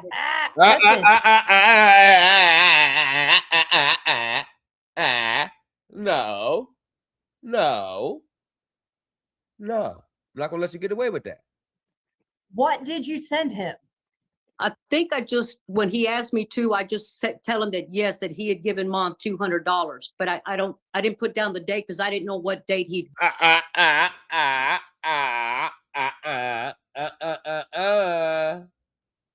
Given it. That's not good. One of the days that I went to the house to check. Okay. I have a text message that says received $200. It was dated January the 3rd. So, okay, so this is where the discrepancy of the date and time. He provided that he gave him $200 on January 3rd. He says the date was January 3rd, right? The burden is on Miss Guadalupe O Acosta to dispute that it was on a date other than January 3rd. So I believe Joseph Jimenez has a favorable position in this regard. I may be wrong, but he gave a date. He gave a text message. They said they don't know the date. So I'm like, Day after when I was served the notice to quit. Nope. Okay. I have a text message Ultimately, from you. y'all, ultimately, when I look at these things, Ms. Acosta, I'm afraid it's going to be a judgment for the defendant. And what did I? Oh my gosh. Did I say I was right when he was in a favorable position? I told you I am a litigator. I know these things. Court, let's get it. Let's go. Just looking at the evidence, I said, it looks like he. And you want to know what helped, what didn't help? They started off lying, saying that there was no agreement. And once you start off not being 100% truthful, it doesn't look favorable to judges. Once he said, I did it January 3rd, and they sent me a text message. The burden is on them to show that the payment was on another date because he testified under oath. That's how court goes. The burden shifts left and right. They file a complaint, you respond, okay, the burden's on them to, but they respond, okay, the burden's back. It's like tennis. Court is like a tennis match. The burden shifts throughout the proceedings. Whoever ends up at the last stage and don't hit that ball back over the tennis net, those are the ones that lose. Here's a reason, and you're not going to like it. Your notice to vacate, you filed 1 day too soon. Too early. That's 100% correct. Mr. Jimenez raised that issue, and he's right. The notice to vacate, I'm going to say that it's valid because he tells him to pay or vacate, right? But you gave him 3 days, and the third day would have ended at the end of the 6th. You can't file it on that date. You filed 1 day too soon. You were supposed to let the full 3 days go, and then probably like the day, like a full day after file. You don't file it on the 6th because technically he still has that full day to make a payment. But since y'all was so interested in him out, Ms. Guadalupe. So keep that in mind if you wish to pursue this again against Mr. Chandler, Mr. Jimenez, assuming that things don't otherwise work out. I think they'll work it out. I think they'll end up working it out. He said he paints, and I guarantee that they're going to be like $350, $400 a month, and I'll paint the house, and I'll get the house back in order for you, because that looks like that was their major issue. If he agrees and sticks to it that he's going to get the house back in order and pay $400 a month, I guarantee they're going to let him stay. I guarantee it. Also, be very important, y'all. This is for all parties. The timing is very different now. You cannot include the day you send it, and if it ends on a Saturday or a holiday, they get an extra. The next business day. Hey, y'all, when I say timing in court is one of the most important things of court, timing. I say this in group all the time. The timing is so important. Your timing, the timing. It's in the court rules. Timing of motions, timing. When to file a motion for summary judgment, when not to, when it's too early, when you're procedurally barred, when you're time barred, I'm telling you, those are some of the most important nuances of court. Time. So Okay. This is a huge change. Judge, I do have a deal. Judge, we served Chandler on. Doesn't matter what you serve, you lost, ma'am. So when it boils down to it, I want to thank you all for pulling up today. Hey, y'all, we already know what the end results was. To wrap it up, my ongoing lawsuit with Credit Acceptance Corporation has ended in a settlement with Credit Acceptance. I can't get into the details of the settlement, but just know that all my core issues and my complaints, you see my videos throughout the summertime and the phone calls and the documents and the file. If you've been following this matter, because I've been posted on YouTube consistently throughout the months, the matter has resolved in a settlement of the case. We have reached an agreement. I think within 7 days, me and Credit Acceptance will be filing a joint motion to dismiss my lawsuit because all of my issues raised and all my concerns have been addressed, and there's no more need for further litigation. One gone. Empire Talk, Boardroom Aura, New Culture. We set order.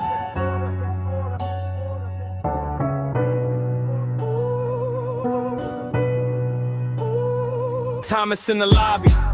Folded thicker than a skyline. Credit acceptance on a resume. War stories in the fine line. Supreme elate. Circle around the table. Every seated throne. Consumer finance in his bloodstream. Built it from a student loan. He can read a balance sheet. like a judge retone. See the trap in every clause before the ink is dried on. They sell dreams on installments, he just audit the spell. Break a predatory scheme down to decimal hell. Securitization flow, turn a contract to a bond chain. He can trace the money trail backwards in a rainstorm. Same lane, receipts in a briefcase, dates, times, bank names. You bring vibes to the courtroom, he bring numbers in case names. Supreme elite, we don't speak, we fire. He got receipts line by line, no smile. In the dark where they hide those fees, we light up the fee sheet, breathe with these. Supreme elite, we don't speak, we fire. He got receipts line by line, no smile. In the dark where they hide those fees, we light up the fee sheet, breathe with these. He seen lenders flip scripts, turn a whip to a shackle. Interest climbing every month to your paycheck battle. But he peeled back price and APR under the mask. See the spread versus the funding, who's skimming off the past. He no charge off, roll rates, lost curves in his sleep. How they package up defaults and sell pain on Wall Street. He cross-check statements with the filings in the forecast. Find a misstep and turn one comma to a court clash. Consumer on the stand, heart racing in the cheap suit. He translate legalese, the plain talk, clean truth. Litigation in his left hand, excel in his right. Tell the judge what the bank did, cell by cell, line by line. Supreme elite, we don't speak, we fire. He got receipts line by line, no smile. In the dark where they hide those fees, we light up the fee sheet, breathe with ease. Supreme elite, we don't speak, we fire. He got receipts line by line, no smile. In the dark where they hide those fees, we light up the fee sheet, breathe with ease. They move in the margins, he read in between. They hide it in footnotes, he pull it on screen. From the boroughs to the boardroom, same concrete. Thomas built a whole empire off one word, receive. He paid vision, JD rhythm in his cadence. Double check the debits, then dismantle all the plaintiffs. Underrated models, he can see where they cheat. Assumptions too rosy on a loss rate sheet.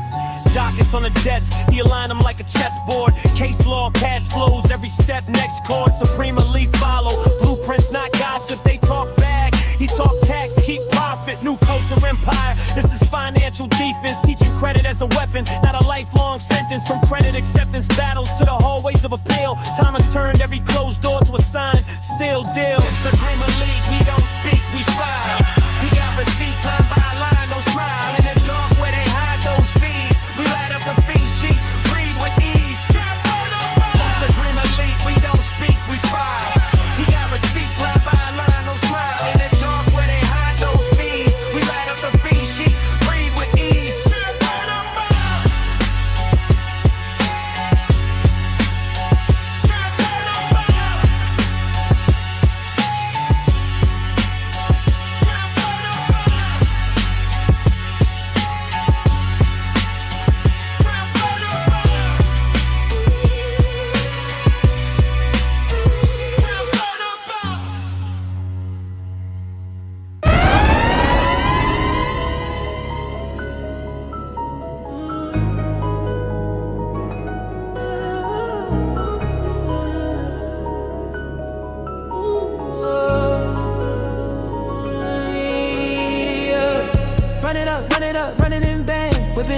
Got sauce in my hand. She rolling the dice, got luck in that van. Smoking that leaf, going global stand. On my wrist like a stage, they can't claim. You look like you wanna let go straight. What's up? I thought so, okay. I'm back in the symphony, stuck on the band. What's up? I thought so, okay.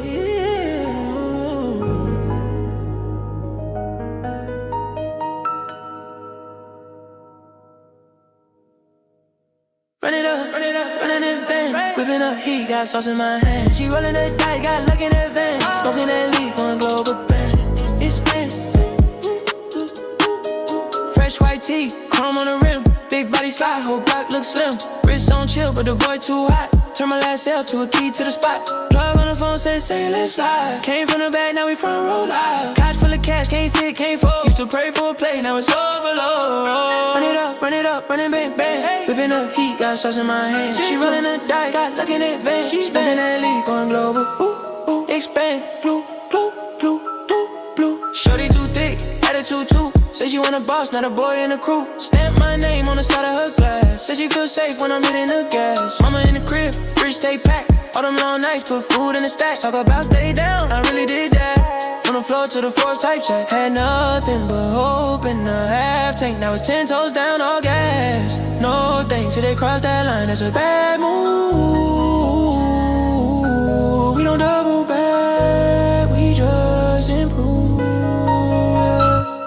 up, running mid-range. Whipping up heat, got sauce in my hand. She rolling the dice, got looking at veins. Smoking that leaf, going global. Expand,